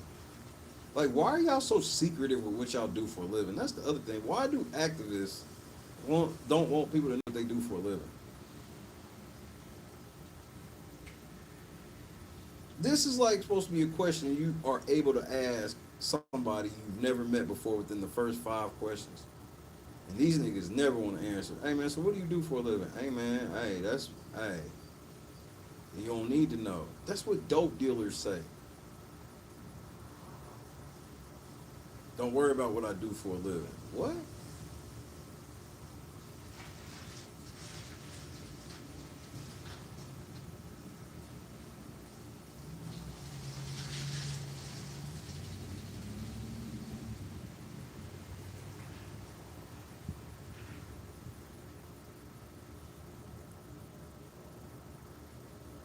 None of this goes to my personal bills. Here we go.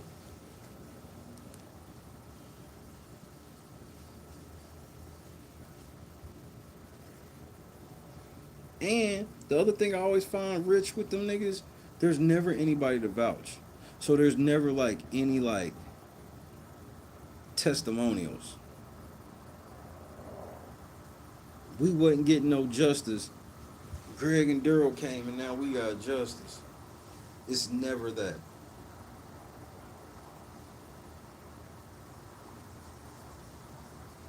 It's always like the family either just stop talking to you or the family will say some sly shit about you. Cause wasn't nobody vouching for Greg this entire time. He tried to shoehorn himself into this shit. Be like, yeah, that's why this nigga was sending me press conferences. I was like, why the fuck are y'all niggas standing there and it's just you, Beth, and another nigga, and y'all calling this a press conference? This ain't no fucking press conference. This is just y'all niggas sitting there talking. You can't say it's a press conference when no press show up. It's just a blog.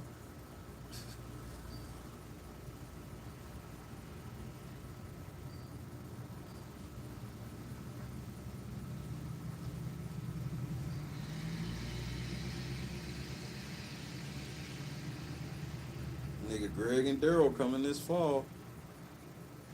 Hey, one guy go, hi, baby.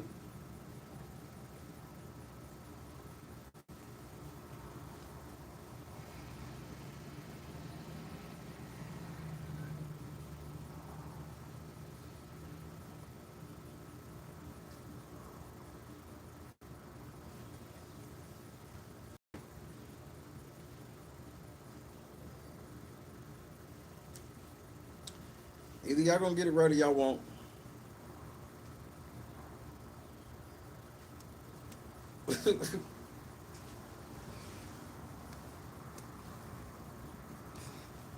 It just felt like Amir felt like his moment was gonna slip away.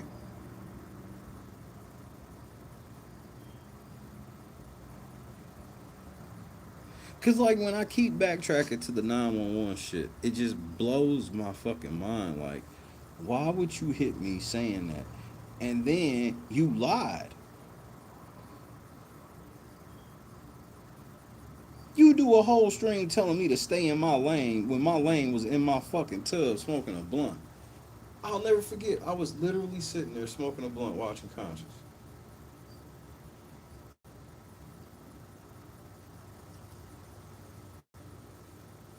I think I was looking at basketball cards too. I'm just in full vacation mode, minding my fucking business. You blow my phone up 911. Then when I don't give you the response you want, you gonna tell me to stay in your lane. So basically what you telling me is I just need to do whatever the fuck you say. Good luck with that.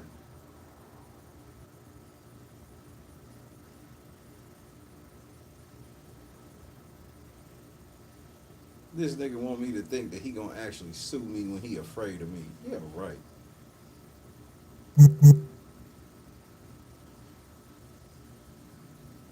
That's why you want me to know you from Chicago. Cause you scared of me, but you want me to think that you not. Cause you from Chicago. No, Chicago niggas can be scared of me too. I've proven this. The real Chicago niggas that ain't scared of me, they ain't heard of me because I stay to myself. I don't play no away games. The reason why y'all stay in trouble is y'all play away games. Fucking with me, coming to my shit, fucking with my shit, away game.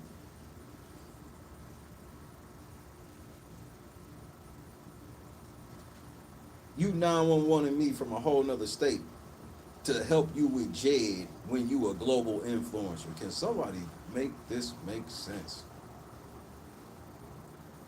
Prestige worldwide. Why?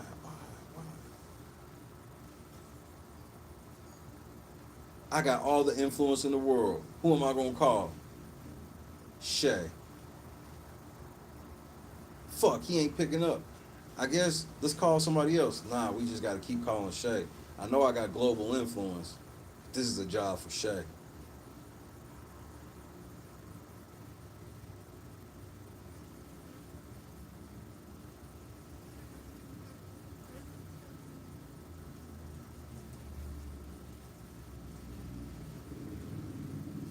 You can't make this shit up, bro. You can't make this. When I sit here and really sit back and think about this shit, it's just unbelievable.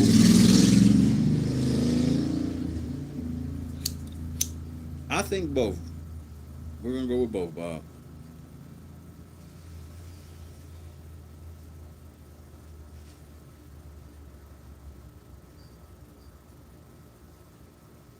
I know you're from Oklahoma in the green pastures. Hey, nigga, everybody down here got guns, bro. Bro, you need to look at OKC and their gangs, bro. Y'all don't know shit about this country. Y'all really think that gang violence and shit is just exclusive to Chicago? The amount of niggas that think that Chicago is the only place with an O block. No, there's a violent apartment complex everywhere. But for whatever reason, Chicago think that like they are just like, hey nigga, hey, just know, nigga, I was born into that shit on accident. I was born with three hats, nigga.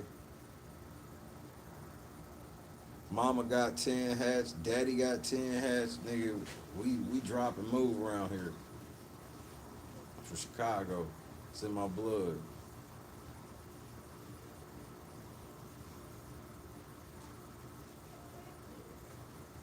Nah, that jail shit don't count. That was in Harvey. Had that nigga saw me in Chicago, he'd have been broke. We'd have been scraping him off the pavement. But he caught me in Harvey, so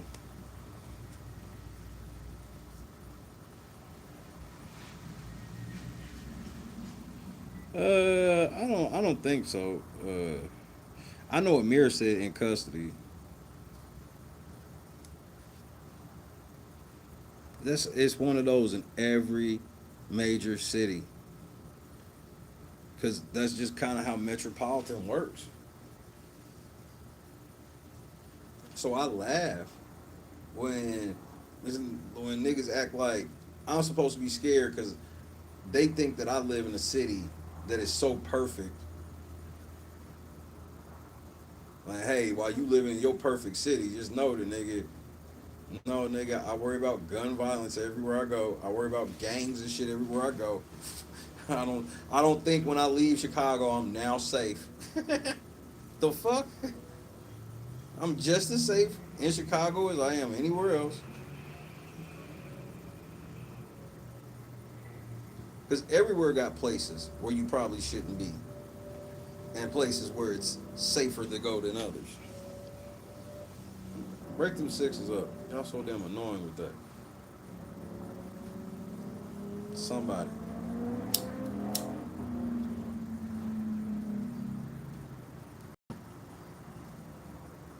Oof.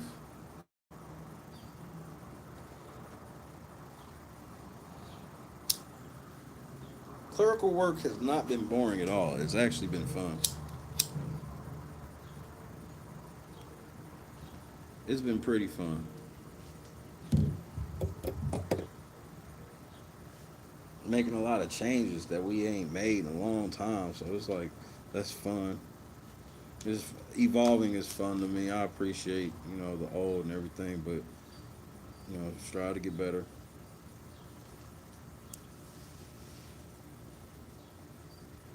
We got a couple big ass surprises coming up. Big brother on the way next Thursday. We be in the game. I think I'm probably coming back officially on Tuesday. They give us Tuesday and Wednesday to walk into the show on Thursday.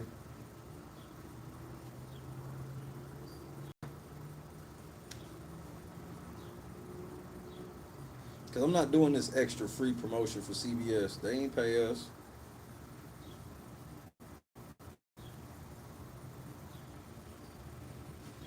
Get Sharon Tharp to promote your show. She didn't even show us the house for real because she didn't even know what the fuck she was looking at. That's why she was like, I was thinking about cutting this stuff out. Right. This shit don't excite you because you're not in the Big Brother.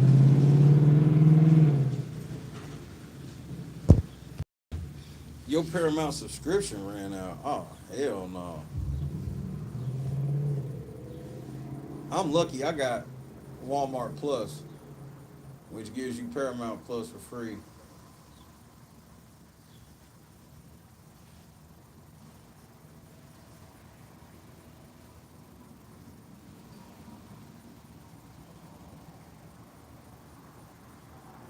Hit the like button or get the fuck out.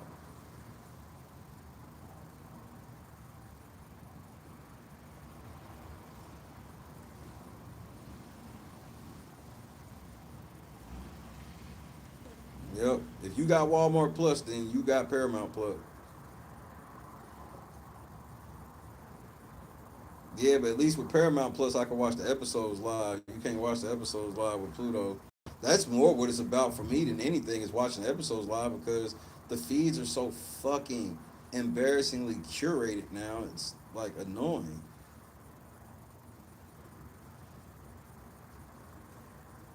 They have been more than aggressive with cutting the fucking feeds back, bro. To say the least.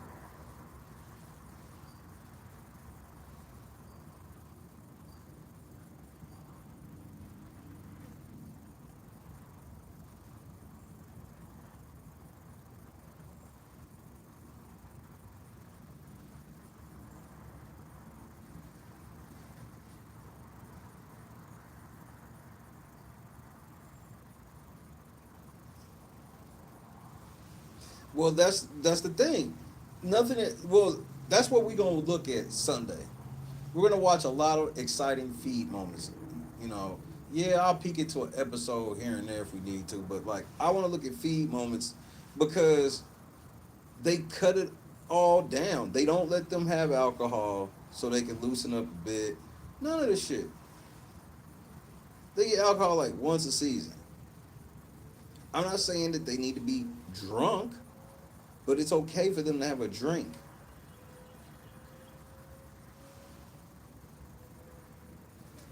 That should be part of the game anyway.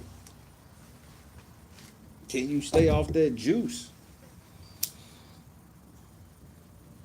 But if anything were to happen on the feeds that's worth being excited about, they're gonna turn this shit off. If niggas get to talking too loud, they're gonna turn that bitch off.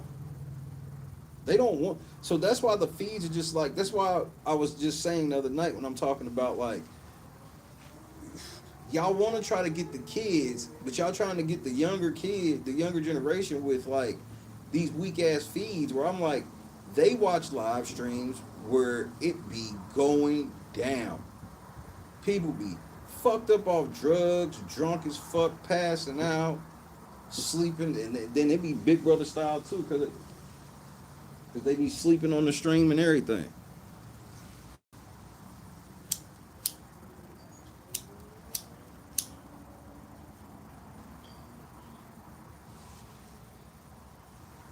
So that's why I'm like, this weak ass level of Big Brother that y'all be doing,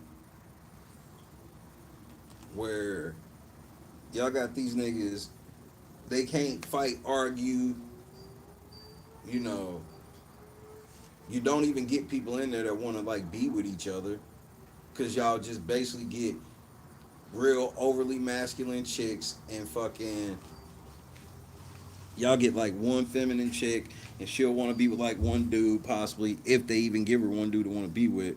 But now like with the dudes, they just get the most zestiest, spineless motherfuckers the girls don't even want to be with, cams and shit like that.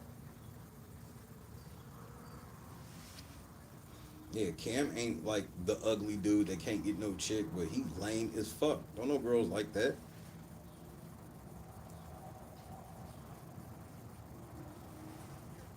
So they don't cast for cameras. They cast to check boxes now. And they just lost that lawsuit last year, which we're gonna talk about when I get back. That's gonna be like probably one part of the first stream. It's like y'all lost the lawsuit for being racist. Everybody told me that the cookout ain't racist. Then explain to me how a white man won a racism lawsuit against CBS. Why? Because this nigga was beyond qualified and they would not promote him, and they kept promoting raggedy ass niggas and lesbians over this nigga for the simple reason of being woke.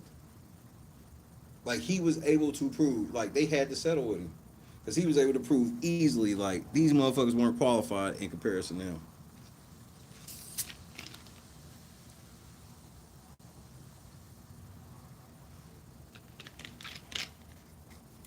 He sued, and they had to settle with him.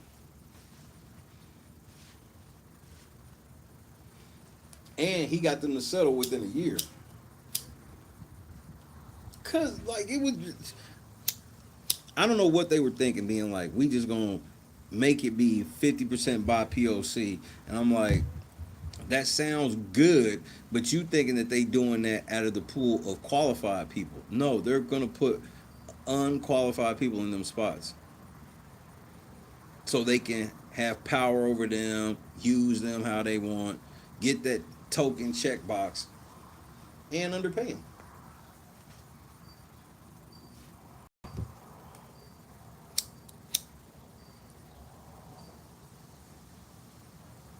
But when I predicted all this shit, everybody told me that I was just some coon caping for white people. And I'm like, no, I'm just trying to tell you how the world works. Ain't nobody dealing with racism on either side.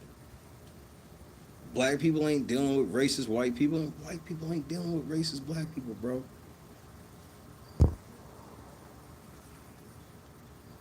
We're never getting regular people again. Regular people are wild cards. They need people they can control. And who are people they can control? It's really simple. The formula is simple. They want people they can control. They want people that sign over all their rights and shit. They want people looking for fame.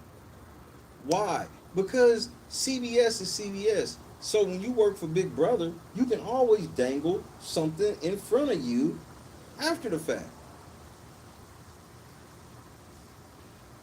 That's why you're not allowed to talk about your diary room sessions with other house guests, because there's no telling what production had to tell you to get you to go along with some shit. So you can't tell production, well, I was vote out so and so, but they asked me to do on this solid, and I was possibly gonna be getting to be on the challenge and shit like that. That's why almost every independent thinker of Big Brother gets put out and shunned by the fan base. They don't just lose the game, they get shunned. They get active narratives placed against them by the top shows, like Rob has a podcast.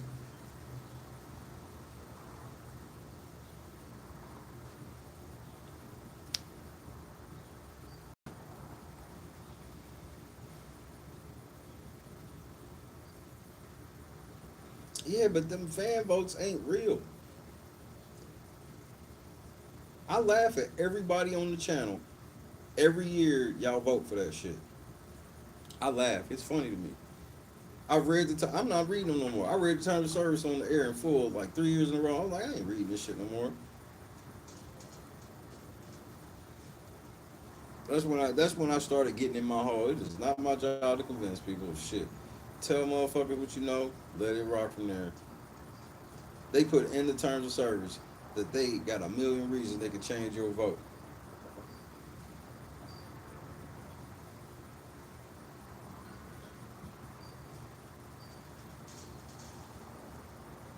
Tiffany won America's favorite player and didn't nobody like her. It was like out of nowhere, like 2 weeks before they 2 weeks before the end of the game, out of nowhere. All of these podcasts started saying that. You know, Tiffany should win America's favorite player because it was like as soon as she got put out. Excuse me.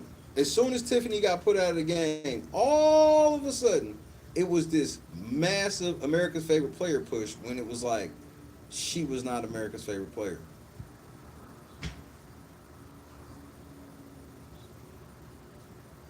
She was at the bottom of the Joker rankings. She didn't get no player power. None of that shit.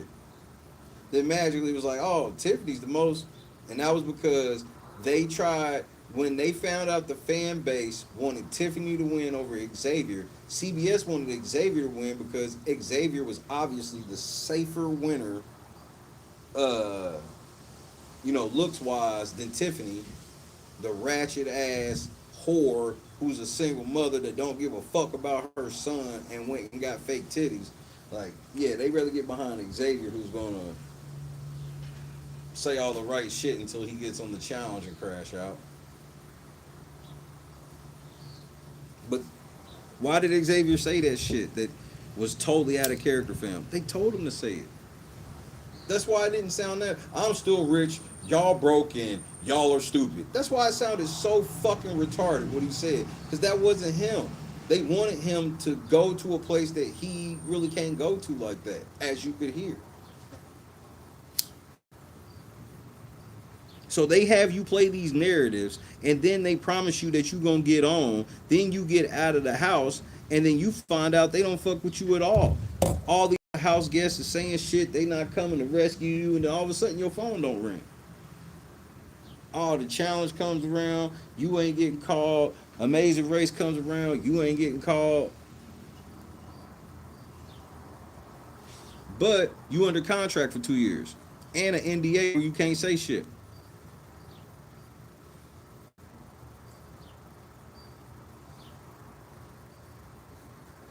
And there's a level of shit in their contract where they can't really say shit about shit ever. Why? Why does CBS need this much secrecy? Because it is all beyond fake at this point. They found it was cheaper and easier to control.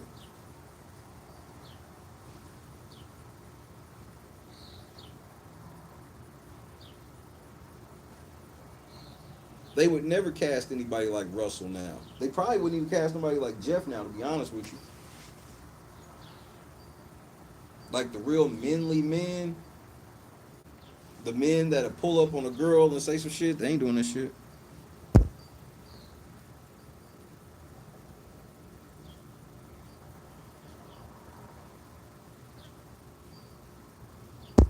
I mean, but unbiased, you know what it is.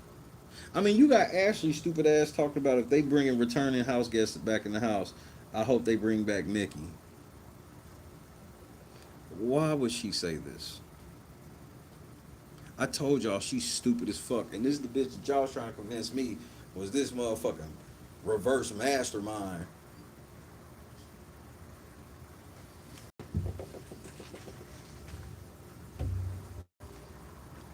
Bro, every season winner ain't good. Everything got circumstances to it.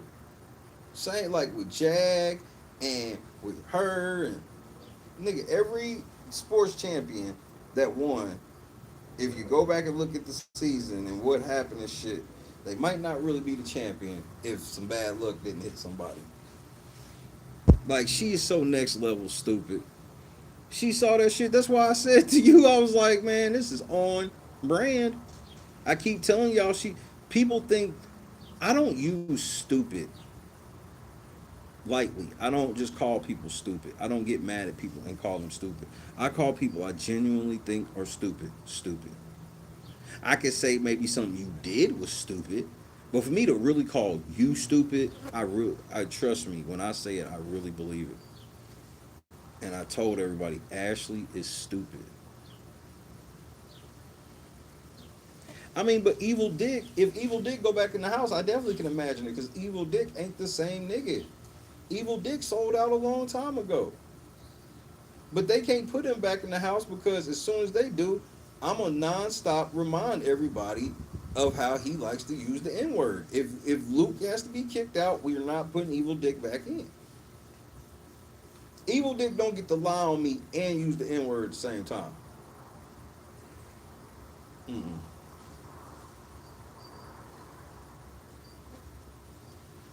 He can stay his ass over there, weak ass nigga. He was down in Orlando for the longest. Like Evil Dick is another nigga that, but Zach exposed this in season 8. Shout out to Uncle Zach. Zach exposed this in season 8. Everybody was scared of Dick and all that shit. And what happened? Dick tried that shit with Zach during the endurance competition when it was 1-on-1, and Zach jayed his ass down. And Dick never fucked with Zach anyway. But he definitely didn't after he tried that shit.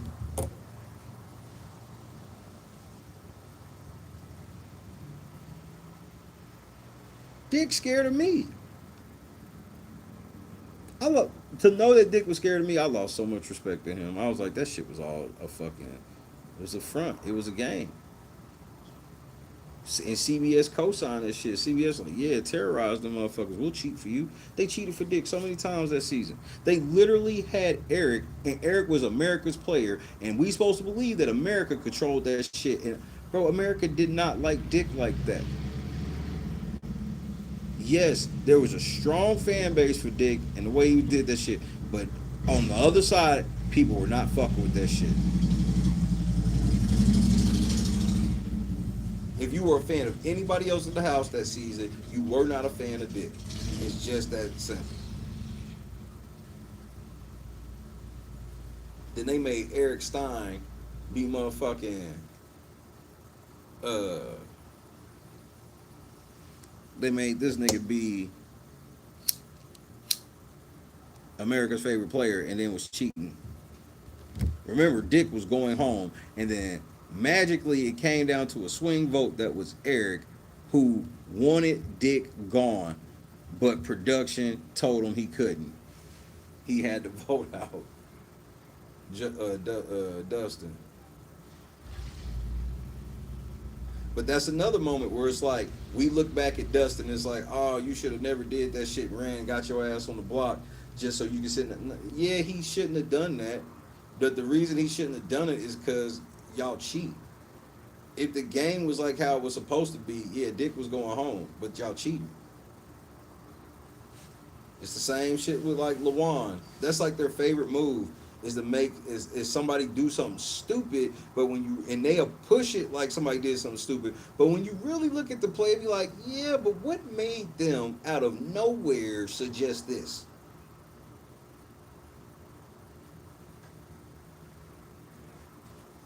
And talking to Big Brother players behind the scenes over the years, remember, next year is our 10th anniversary, bro. 10 years, bro. Watch the show get canceled after this one. And talking to players over the last 10 years, on and off the record, bro, man, they tell production be cheating. They flat out be cheating. That's why I slowly got worn down from I wanted to really go in the house to I never want to go in the house because it's not what we thought it was. It's not a game that they're just letting happen. And there was always levels of nudging certain shit forward and shit, but they would let the game happen. They would let them feeds happen. But the way they would do it is they would get fiery types. They don't get the fiery types no more. They just get the scary types. They get the manipulative douchebag types like the Vince, and then get a whole bunch of scary motherfuckers. Like Vince was the clear villain that they wanted, that they was building up to be this villain. Like y'all gotta understand, a lot of that shit Vince was doing, I guarantee they gassed him up to do. Cause multiple times when he would flip and do shit, it didn't even make sense. He just did it to make everybody mad. So now, if you think about it, now when Vince is sitting around crying and shit, how do we know Vince wasn't really crying? How do we know that Vince really didn't want to do that shit, but production nudged him to be like, this is your best chance to win by doing that? And it's and one thing that people told me about like how production like will manipulate you, it's in the questions they ask. Remember, them niggas don't talk to nobody on the outside but them. So then when them niggas ask certain questions, it makes you second guess. Some you had, and they know you hadn't thought of this and talked about this, and then they ask you that to try to nudge you in a direction. It don't always work, but with some people, a lot of people that they cast it do. I don't think it's as blunt as don't vote for somebody, but they will nudge. This is, bro, this is not hearsay. I'm telling you what I know. That's coming from multiple mouths. I've talked to winners of the game on down.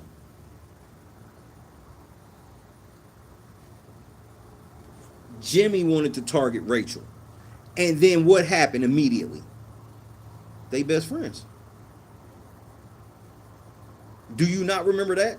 Jimmy and Rachel. Jimmy was like, nope, getting Rachel up out of here.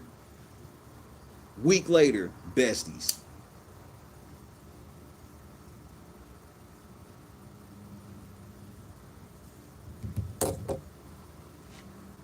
Got Jimmy right immediately. And they've been doing this. You know when they started doing this and it was obvious? When I came in the game, season 19. Bro, that's why they couldn't give Rachel the Paul package. They gave Rachel something closer to the Paul package, but they tried, nigga, they brought Paul in the house. The way they brought Paul in the house, they was like, all right, all the house guests, y'all got a button and can't nobody see you. So we all secret like this. And they go, now with your buzzer, if you hit your buzzer, you're going to get $25,000, which is half of second place, day one. Now, if you don't hit it, nothing will happen. But if you hit it and somebody takes the money, you're going to unleash something on the house. So, day one, they offered half of second place to a motherfucker. So they knew that somebody was going to take $25,000 in secret. So what did they unleash in the house? Paul. So Paul don't just come in the house. They give Paul friendship bracelets. Where Paul went around for like 3 days basically holding auditions on house guests to be his friend, because if you got one of his friendship bracelets, you was safe for the week.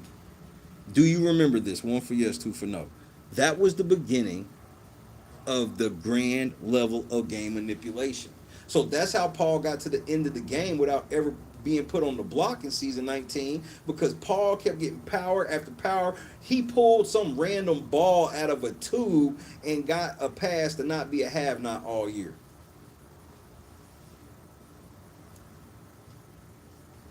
He got the pendant of protection. So by the end of it, you had Mark get an apple off the tree and just he used the power on Paul because his logic was if I use this power on Paul, Paul will get everybody to vote for me.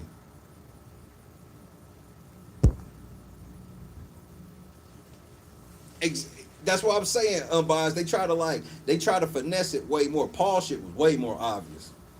They made Paul hold auditions on who would be his friends in the house. I'd never seen that before. So now by the end of the game, it's like, man, Paul didn't even get put on the block. That's why I feel like Paul did something that pissed production off. It had to be something he did because for them to let Josh to win after all that shit they did for him was crazy. When we was watching Celebrity Big Big Brother All Stars 2, what was the theme of the season? Did you talk to Cody today? Why? Because it was clear as fuck that Cody was in cahoots with production day one. A nigga was HOH. It was like, I can't get my nominations until I talk to Cody. Like, everybody would have separate conversations. That's when I noticed it, and we started pointing it out. Niggas would be having separate conversations, be like, well, did you talk to Cody? Cody wouldn't even be HOH. Well, did you talk to Cody? I don't know if we should do that, man. We got to talk to Cody first. Did you talk to Cody? Did you talk to Cody? I'd never seen that before. And he glid to the end. Same thing with Tyler. They love Tyler. Tyler was on a whole ass show with Kevin Hart that filmed right before he went into the Big Brother house. That came out while he was in Big Brother house. What was this shit called? Knockouts or whatever the fuck? He was on that shit. They gave this nigga an 8-week cloud power. See, that's why the jury manipulation, that's when the jury manipulation started coming into the fold, is because CBS was tired of doing all this work to get a motherfucker to the end, and then the House voting for Josh.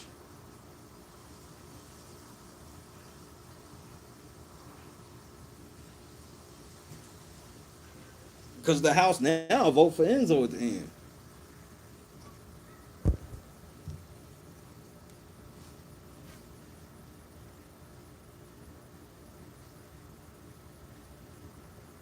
Christmas should have went home.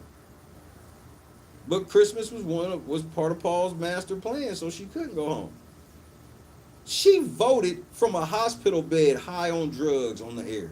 Go back and watch.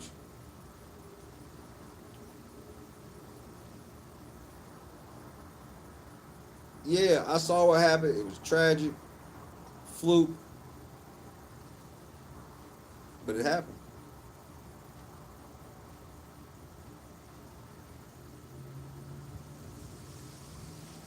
A vote from the hospital was wild. Like, come on, man. That's because, hey, we pot committed. We can't get nobody. Like, we can't. Her going home is gonna fuck everything up. I'd rather put her on the scooter. And then to prove how rigged the shit was, they told us that she was not allowed to compete in any physical competition. So remember, she sat out like 2 or so HOHs because it was physical and she wasn't cleared to compete. Remember that? Then magically, they do a racing HOH, and Paul gets everybody to throw the competition to her. And she wasn't even supposed to be in it. But she magically was in it and won. I'll never forget, we was waiting on the feeds to come back.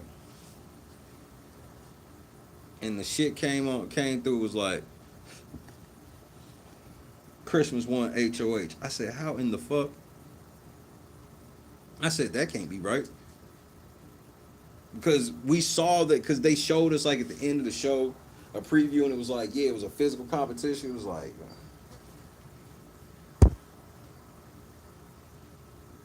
yeah, bro. Jasmine tried to act like her shit was broke for real.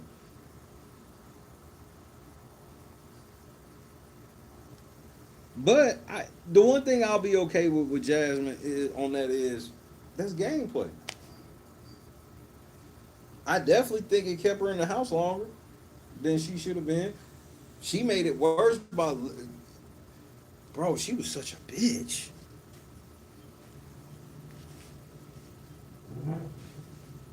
She could have milked it better. She the way she having people fetching shit for her is like, bitch, you just sprained your ankle, bro. Calm down. That's 2-3 days, bitch. If your shit was serious like that, you would have went and had surgery. Christmas went and had surgery, nigga. People forget that she went and had surgery and came back in the house.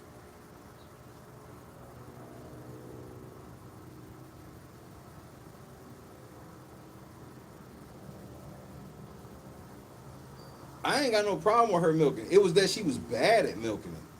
If she was good at milking it, we wouldn't have known that she milked it. It would have just been like, man, she hurt because like she legitimately got hurt. That's just one of them weird falls.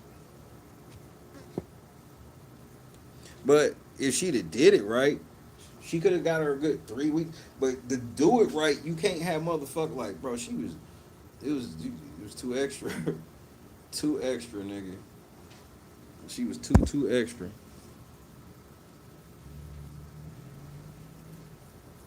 Oh yeah, I forgot about the Mackenzie winning hotel shit.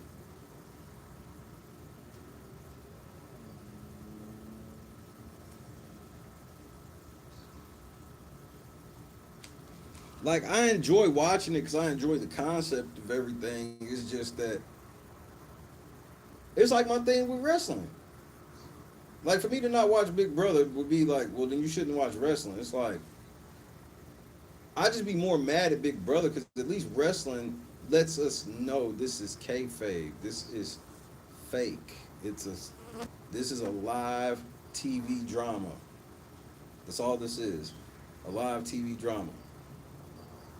CBS want me to believe it is just a competition, and it is nothing of the sort anymore.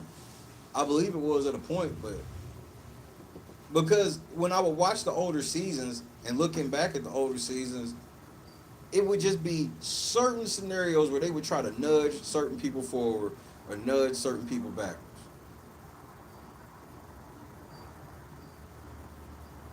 But they wouldn't be so heavy-handed. So, like for example, when Devin fucked up in his season and everybody was ready to vote his black ass out of the house for blowing up for no reason, because you know Devin has a daughter. This these motherfuckers put him in that competition with that planetarium shit where they're like trying to do the solar system and whatnot. You can see how that game was built. They did not think his big ass could finesse that, and he dog walked everybody. I can accept that.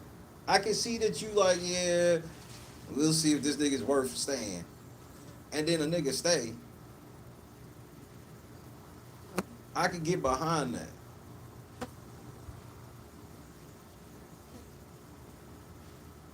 Even though I don't like it, I'm like, just let them play. But I understand from a entertainment level that you have to nudge shit sometimes to keep it, from being boring. I get that. But that's not what y'all doing anymore. Y'all flat out cheating. Y'all day one going, we want Taylor to win. Wait, Taylor's going on the block? All right, well, we going to basically strip the HOH from the person that put her on the block, and that person is not going to be eligible to play for HOH, and they're going to be behind the eight ball. The only reason why it didn't work like that with Taylor, because Daniel was supposed to go home that next week. That's what CBS wanted. But Taylor was not liked in the house like that to where everybody was just like, yeah, let's jump Daniel.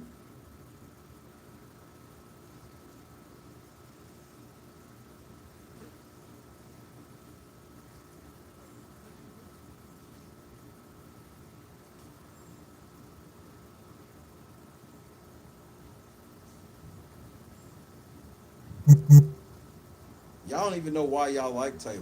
Taylor wasn't even the only black chick that year. None of it. It was just like you get told who to like. They tell you who to like, and then you saw it after the show. All of them niggas despised the shit out of Taylor. I I was the one to expose it. I'm gonna take that one. I rode alone on that one. I said when Taylor won the game, what was this? 8-1? And the one was Turner. I stepped back and I said, how the fuck did Taylor win this vote like this when all of y'all exit interviews, y'all wasn't feeling Taylor like that? So then I go back to watch him. Something said, go watch him, Shay. And that's when I realized. I was like, nigga, that's how they did it this time. They got Sharon Tharp, Rob has a podcast, and all these other niggas to manipulate the jury into voting for Taylor. And then I talked to a member of the jury, and a member of the jury confirmed that all of them were in the jury house wondering why they kept getting questions about Taylor. And that the outside world clearly must like Taylor. And if Taylor's at the end, we got to vote for her or we going to be hated. And the fact that, and you want to know how you know it was true? Michael came out on Terrence podcast to respond to that shit. And nobody gave a fuck. That was when they thought Michael had more juice than Terrence and they found out that he didn't.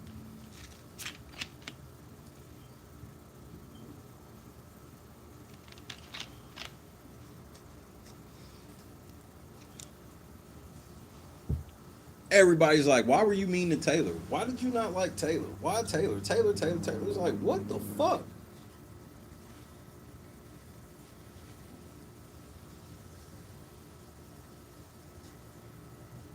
Yeah, the veto shit, I can't trust the veto draw, none of it. You can't trust none of it no more. Secret time comps, I know you picked the winner, CBS.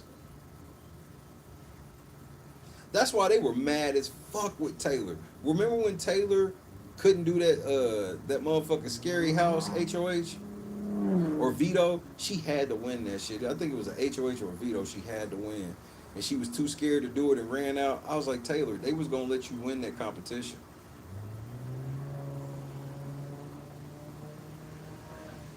Motherfucking Indy did not like Taylor. Amira Bouvier, she didn't like Taylor. Nicole didn't like Taylor. That's why Daniel was hurt. Remember Daniel made that song when he was shitty, when he did all that shit for Nicole, and then he got out of the house, and Nicole just like basically gave this nigga the cold shoulder, and because she was trying to get back in with the cool kids. That'd be like CBS manipulation, bro. They agents and these people tell them like, man, yeah, but you should probably just like pump Taylor up so you got this. Bro, Jasmine couldn't stand Taylor. My most popular video of that season was Jasmine just going in on Taylor.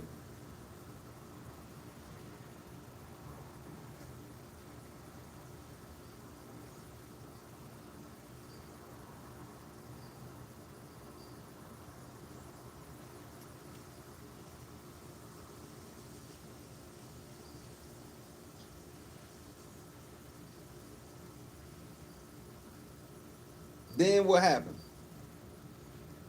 Jasmine made an exclusive set of nails because she was creating nails, like, you know, press on nails or whatever. She made an exclusive set for Taylor, who Taylor eventually sat on a live stream, called them nails cheap, and pulled them off her nails and threw them away.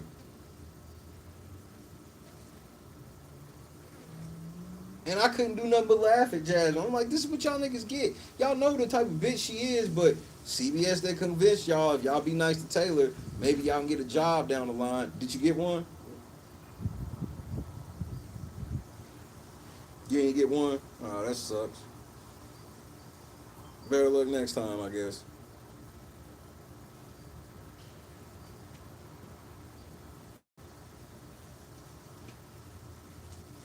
It... They won't. You know how I know they 100% rigged without Paul even saying, like, nigga, they be wanting you to believe that every single secret time comp, the top two people are only separated by a second or two. They want you to believe that every time. And then now we don't even get everybody's time anymore. They just be like, we'll just do the top 3 times. Like, wait, what? I want everybody's time. And it's all how it's edited. You can somebody that took an hour, you can edit their shit to look like they did it in 30 seconds. Just show them go, do a close shot, zoom out to the part where they're finishing. These niggas got muffin tattoos. Turner and Jasmine have matching muffin tattoos, and they're matching because it's the same piece of the muffin. They both got the same piece of the muffin instead of like her having one half and Turner having the other. Their dumb asses both have it on the same piece. And why did they do that shit? Because they thought that the muffin shit was going to get them clout because CBS made it a thing. That shit was stupid and corny. Like, CBS is, that's what they do. They gas these niggas up, bro. CBS literally sat down with that entire Taylor cast and told them they shouldn't talk to me. That was the highest honor I've had the entire time of doing this shit. The CBS think that shit matter to me. Like, no, the niggas that y'all mistreat will always talk to me.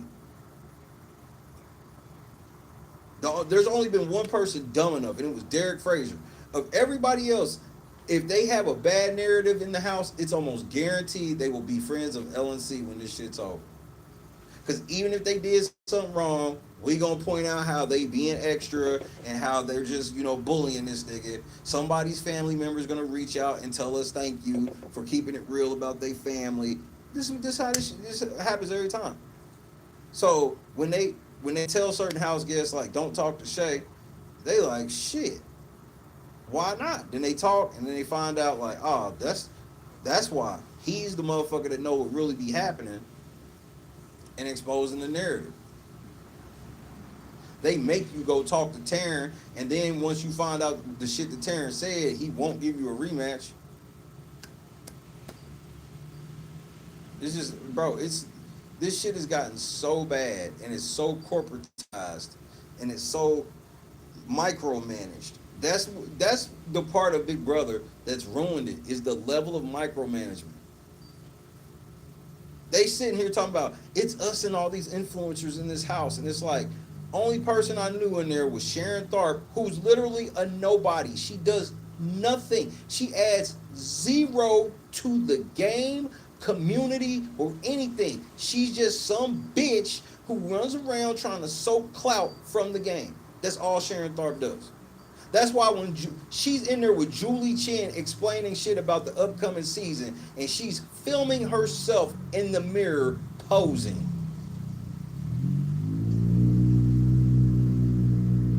Sharon Tharp is a fucking joke. She's somebody they fuck with because she was with us. Now you ain't on us, and now you just a leech on the community. You don't provide no spoilers, nothing. And then y'all niggas don't get no exclusive interviews because all them niggas all talk to all of y'all. So you ain't getting nobody that Taryn can't get. I'm the only one who get the exclusives. That's why when I got Daniel and Terrence on the show, it was a big fucking deal because couldn't nobody else get them because all y'all lied on them. I'm so ready for this year. I got a surprise for that ass. I got a surprise for that ass. It's going to be different this year.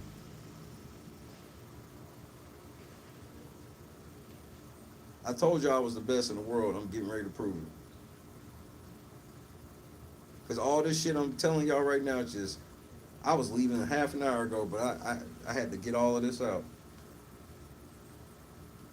Because these niggas think it's a game this year. It is not. Y'all are going to be thoroughly surprised, thoroughly pleased, and y'all are going to thoroughly enjoy this season. And I don't give a fuck who's in the house. It's not going to matter. It will not matter. They can bring back Taylor and Angela. I'll be shitty, and I'll contemplate it. But what the ace I got up my sleeve, it won't matter.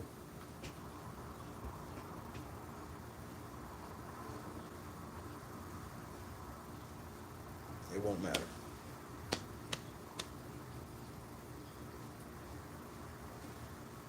Sharon Tharp did a tour of the house, and we know nothing about the upcoming season. Why? Because she's a fucking idiot who doesn't. I don't even think she liked Big Brother like that. It's just where she gets the most clout because she never wrote anything successful.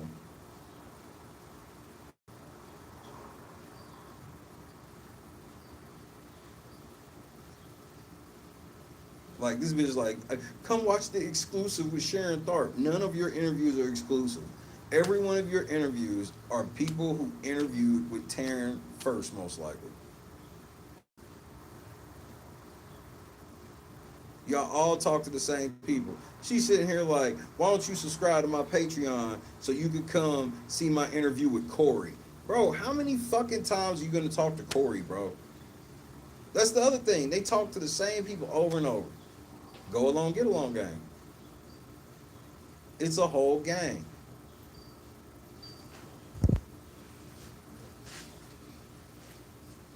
Why is she publishing BB articles for Men's Journal? Because Men's Journal ain't a publication for men. I don't know no men who read that shit. You know what I'm saying? That's why. She ain't nothing but a woke lefty liberal who always turns a blind eye to racism. She's all every piece of racism. She's like, they all do. All these white people around this motherfucker that swear to God that the cookout was their favorite season and all this shit. It's like, nigga, y'all turn y'all out of real racism in the community all the time. I've asked all the top YouTubers and top voices in this shit, hey man, can y'all just tell people that it's not cool to be just running around calling black people you don't agree with coons? Not one of them said anything. Jolene ran to them niggas lying on me. Then all them niggas was like, we support Jolene. I was like, wait, oh, you do what? This lying racist bitch y'all support her? Thanks for letting me know that. What's up, Milo? What you doing, big boy?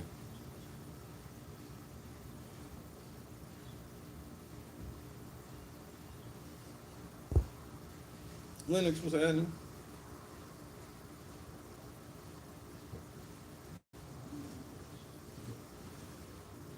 Hey, get off that door.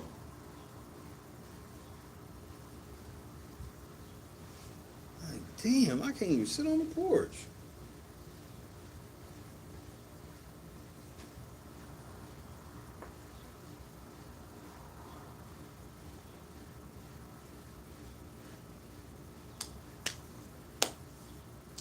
I got something for him though. I got a couple of days of rest left. I'm not doing SmackDown tonight because it's tape. I don't give a fuck. I'd rather work on the website.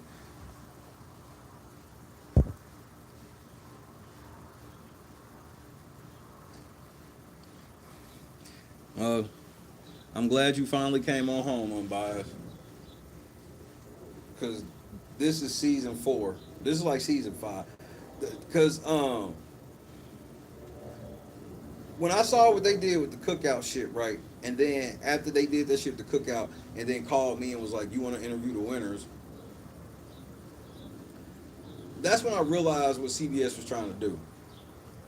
And so then the summer happened, and the cookout started doing fucked up shit and lying on me. When I defended myself, I got blackballed.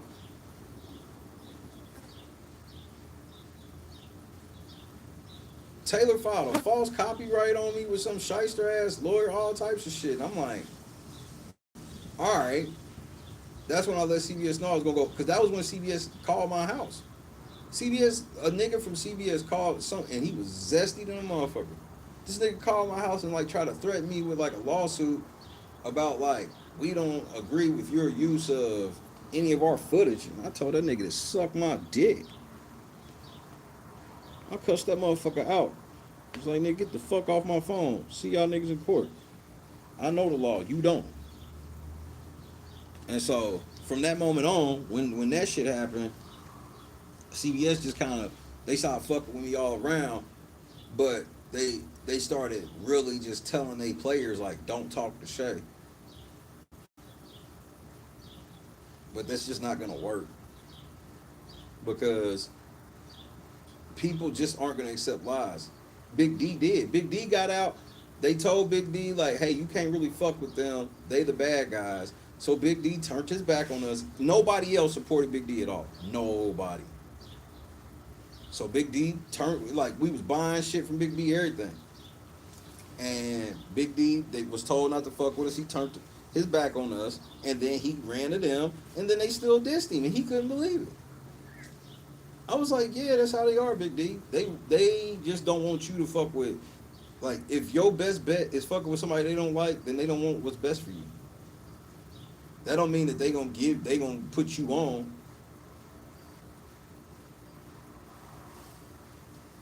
Yeah, Terrence and Daniel didn't listen because it was easy for them. They like, why the fuck?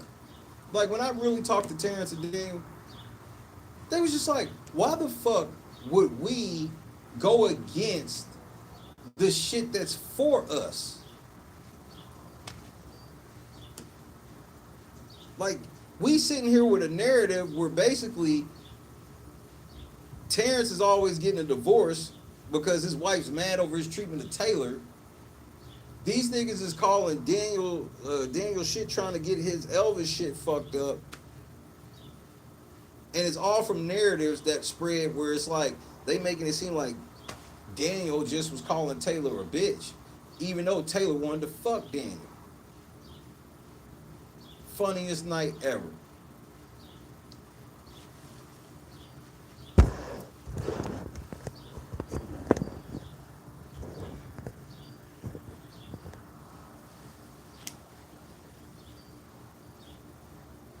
They're like, you know, and that's basically like a lot of the Big Brother players I talk to. That be the thing. It's like, why would I not talk to the one person that saw what the fuck niggas was doing? Saw how they were cheating. Saw how they were doing this.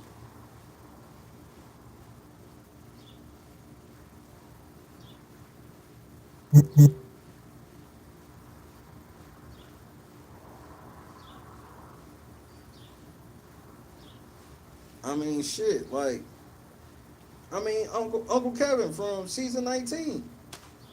Like, that nigga, he wanted to be. That's why we don't talk to him. He stopped fucking with us. Why? Because the Go Along Get Along gang got mad at me. And Uncle Kevin like to do this thing where he act like he be cool with everybody, and that's his thing. But he really don't. He play sides and shit. And he want to be seen in the most favorable light. This motherfucker came out, said he had cancer. Didn't nobody do shit for him. One set of people did some shit for him. Stuck their neck out.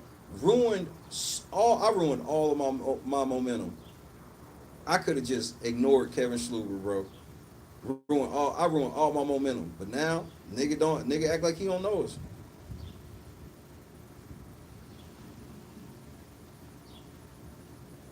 And so it was just like, Rockstar did it to us. So it's a coin flip of what motherfuckers gonna do. The least popular people, you know, Kevin was the only one that was like kind of popular to fuck with us, but it's like generally it's like whoever's the most hated, it's 50-50 whether they're gonna fuck with us or not. Because some of them people are gonna get out of the house and feel like, well, all right, now that I know the script, I can follow the script and start winning. But I'm like, what does winning look like to y'all? There has not been a Big Brother player that went on to be some super mega actor, actress, anything. Anybody who made it after Big Brother made it doing it on their own, doing something else. They did not become this baller in TV. So like when you still see some of these niggas still doing reality TV, bro, these niggas ain't making no gobs of money. They making like $40,000-$50,000 a year, man. Yeah, it seems more in bulk, but then they gotta pay that California fucking game show tax and never mind, bro. It's the same shit like with old boy signing his name to that shit for $50,000. And I'm like, nigga, you ain't even ending up with $50,000. It's crazy.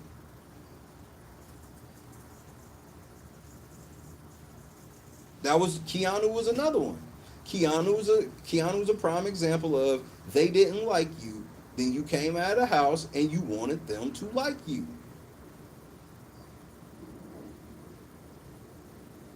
I mean, we saw this shit with Turner. Turner just knew he was about to be. That's why Turner all of a sudden was like, "Yeah, I'm bisexual." Nigga, shut up, nigga. You not gay for pay, nigga.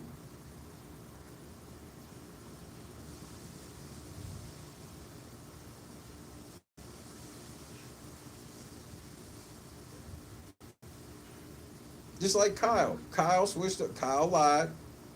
I know Kyle is Terrence and Daniel homie, but Kyle lied. But that's how they be. When they feel like they can rehabilitate, they don't care. So I stuck my neck out there defending Kyle. Do you think Kyle gave a fuck? No, Kyle waved at me in private, told me in private he was gonna fuck with us, and then ghosted me from there that point on. I'm just like, this is why things like this can happen to you. Your hands ain't always clean, bro. Clean hands are important.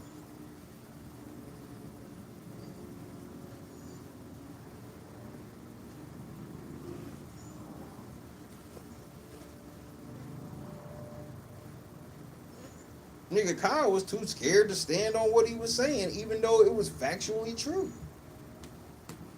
But it's because of that production manipulation is more than y'all niggas think. It's deeper than production manipulating the game. Production's trying to they want you to believe manipulate your career, but not in a bad way. They don't let you know that, hey, when we don't like you, we gonna let you get tore down like Monty, like Daniel, like Terrence, and anybody else we don't like. When they saw how bad Swaggy was, they got him out of there immediately. 1 week. They're like, oh, this is not what we thought. But when they tell you that, hey man, if you do good here, you bro, this God if I'm lying. When I did Christina's court, when I was in the green room, or when they was putting the makeup shit on me, the motherfucker was like, we heard you like Big Brother with her. I was like, shit, yeah, I'm trying to get on her. I was like, hey man, I'm one of the producers on the show. You do good your shit here, like I'ma definitely put a call in for you. After the show, the niggas was like, I'm gonna put that call in. Do you think the niggas put that call in? Of course they did. Because I'd have been on the show. Because it is that simple. A call from a producer could get you on the show instantly.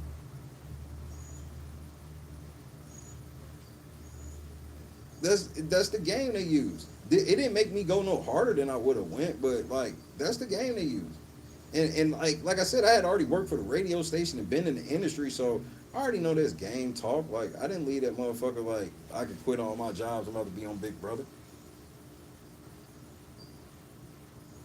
And this is before I had ever did a single podcast.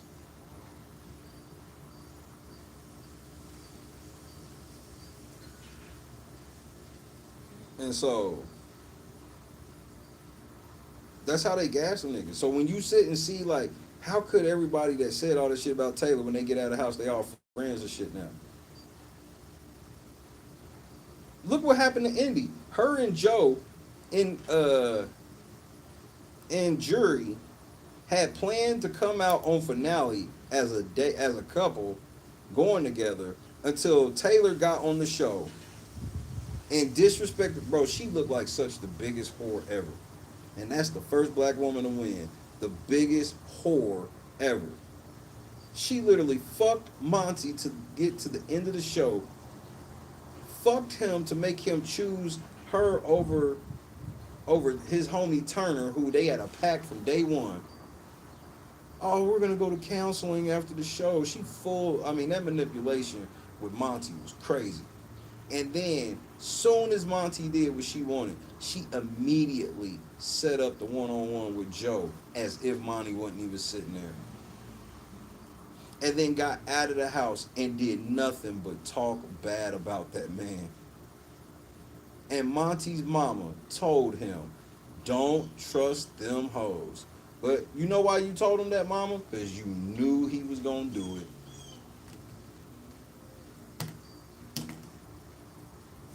That's why they casted him.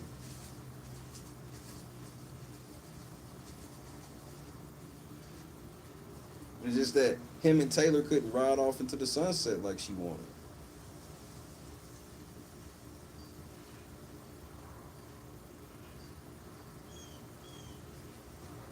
Yep. And then her and Joe ran off in the sunset with this fake relationship when it's like, bro, Joe don't even like girls.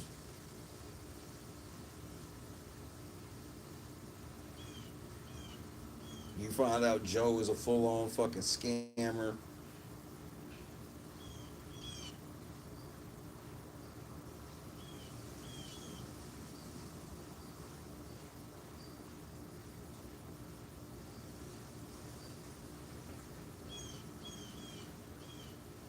They get these people on purpose. They want lying ass clout chasers that they can manipulate.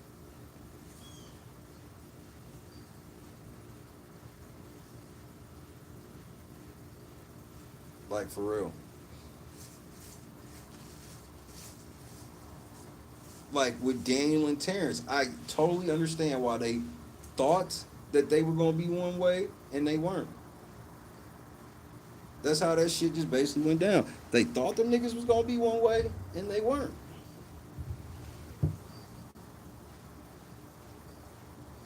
Like, oh Daniel, he doing his Elvis shit. Yeah, he'll lay down.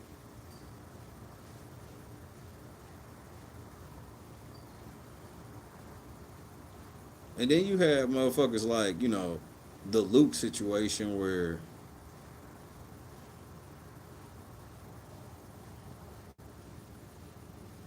I still think Luke was a plant. None of that Luke shit makes sense to me.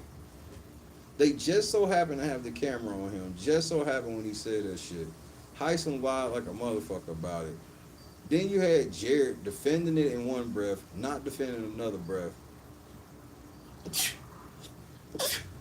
Excuse me. And then Luke gets out of the house and decides he wants to be famous for it.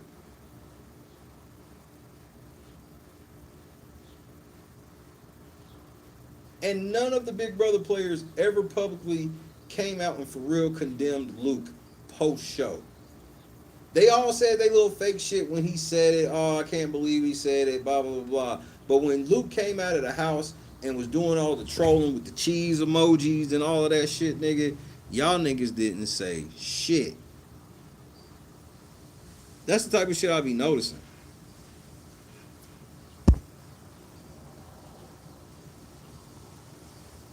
Yeah, want to be for the women, but always choose the men. Yep. That's why all girl alliances will never work. It's always gonna be that one girl that's like, but I can get to the end faster with this big strong man. That's what changed Taylor's whole game is when she gave Monty some pussy. And they'll tell you, oh, Taylor played the most great match. Bro, I would take that shit if niggas was keeping it a buck. Man, Taylor played a great game. She really used her pussy to get to the end of that game. Do what you gotta do, sis. Nope. Y'all niggas will tell me that she played some type of strategic game that she built all this. Nigga, she fucked her way. She tried to fuck Daniel. She tried to fuck Kyle. She tried to fuck Joe. And she fucked Monty.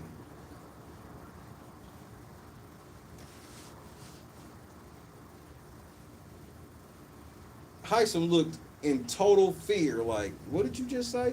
And Luke was just like, in the fucking cheese room, nigga. Dude. And that pose he did. It was like, that's just a turn off the TV mode.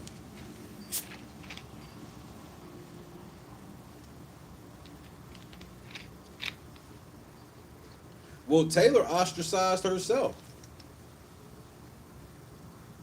That was what was weird, where it was like, well, show me the footage of people saying we not, because I can bring up footage of ostracization or ostracization would be the better word. Nigga, they ostracized Ronnie. Nigga, they ostracized them motherfuckers from Camp Comeback, man. When them niggas all in the motherfucking. That's why, what's that nigga's name? The Indian nigga from season 20? His name is escaping me. Not 20, but 21. I can't think of his name. him and Nicole, nigga, they was just outside getting the business. The business. Nigga, Ovi. Ovi. That's what it was.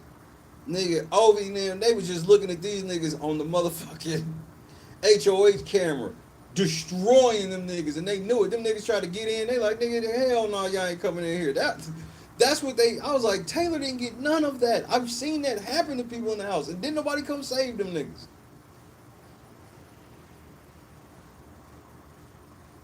That's how Nicole became a fan favorite, is because y'all was hoping that she could take down the evil empire.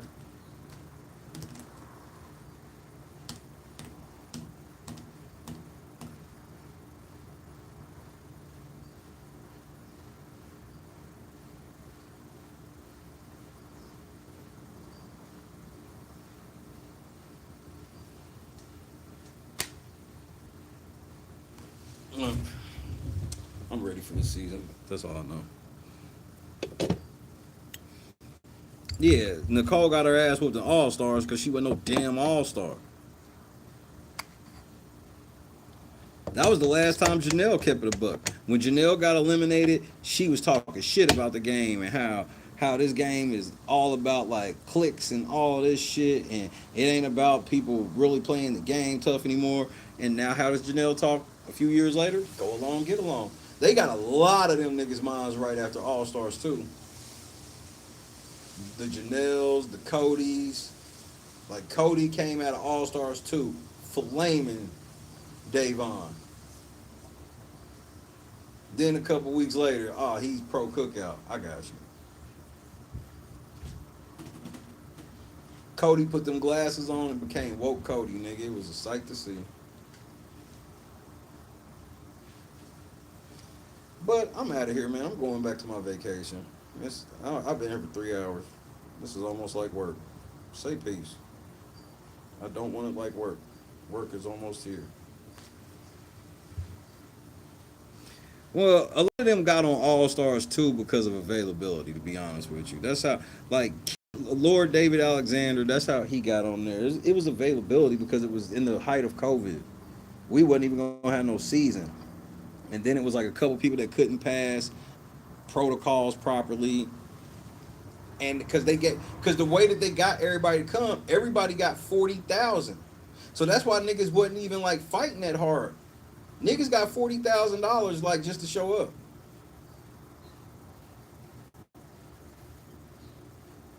So when we thought that Keisha was really gonna go in, Keisha didn't give a fuck.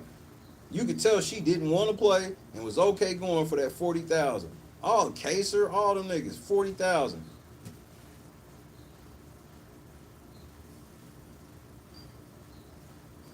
So All Stars 2, that shit really shouldn't even have been called All Stars. They should have called it something else because couldn't pick from the All Stars. They could literally only pick from players who's been in the house, who can get their bodies ready. Because it was like they couldn't cast. They couldn't just pick random people from around America in the middle of COVID. So they kind of fucked with the people they knew. That's why it was the most pregame season ever, because all them niggas knew. So Cody and Enzo and all them niggas, they was pregaming before the season started. This was confirmed. This is not hearsay. This is confirmed. They was pregame. Bob, GB, Janice, Javon, Boston, Lefty, KS Dub, Kendra, Karis Beth, Boston, George, Miss George.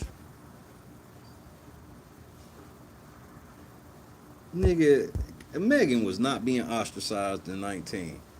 This bitch was supposed to be, she said she was interrogator for a terrorist, and she quit. Did nobody do nothing to her. Nobody do shit to Megan. Fuck her.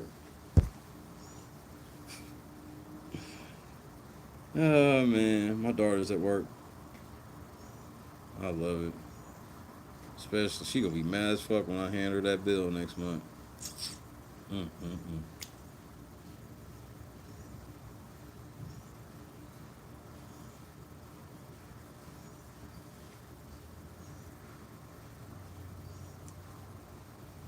I'd have a whole different list of favorite players if I hadn't found LNC. That's a high compliment. Lennox, that's what I'm saying, boss. Is like, didn't nobody do nothing to her. She backed herself into that corner.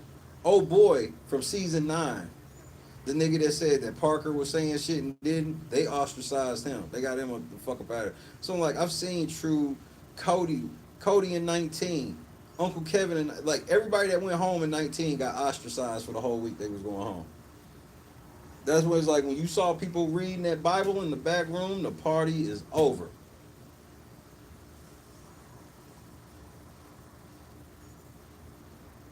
The party was over. So the shit that Taylor got wasn't anything like that. Taylor was choosing to be by herself, and they was editing that because she spent. The crazy thing is, people don't realize how much time she spent with Daniel and Terrence. That's what made it that much more weird for Daniel and Terrence. Like, man, I ain't fuck with her like that, but like, nigga, she was around us. Like, you would see it. Remember how they used her? They used Taylor to promote Lay's for a whole season, and all they did was give this bitch a year supply of regular Lay's. The version of Lay's they have the hardest time selling. That's what they gave her. Oh my lord, Milo, come here, big boy.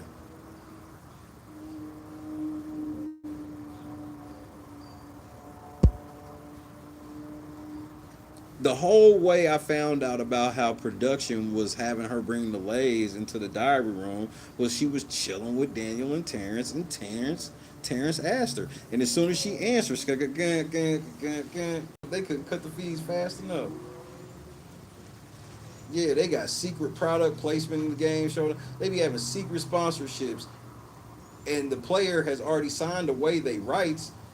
So CBS could do that shit, and then they help at CBS, and then everybody sitting around, oh, Taylor's gonna get $1 million deal from Lay's when she get out. No, she's not.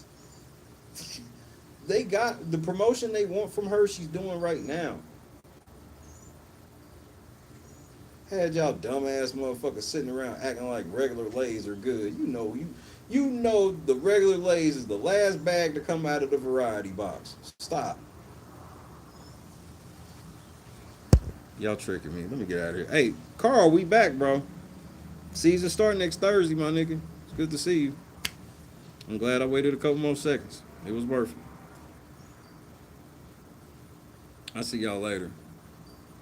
I gotta go finish influencing the world. LNC worldwide. Why? I know her mouth was dry and stinking. I love y'all, man. I'm gone.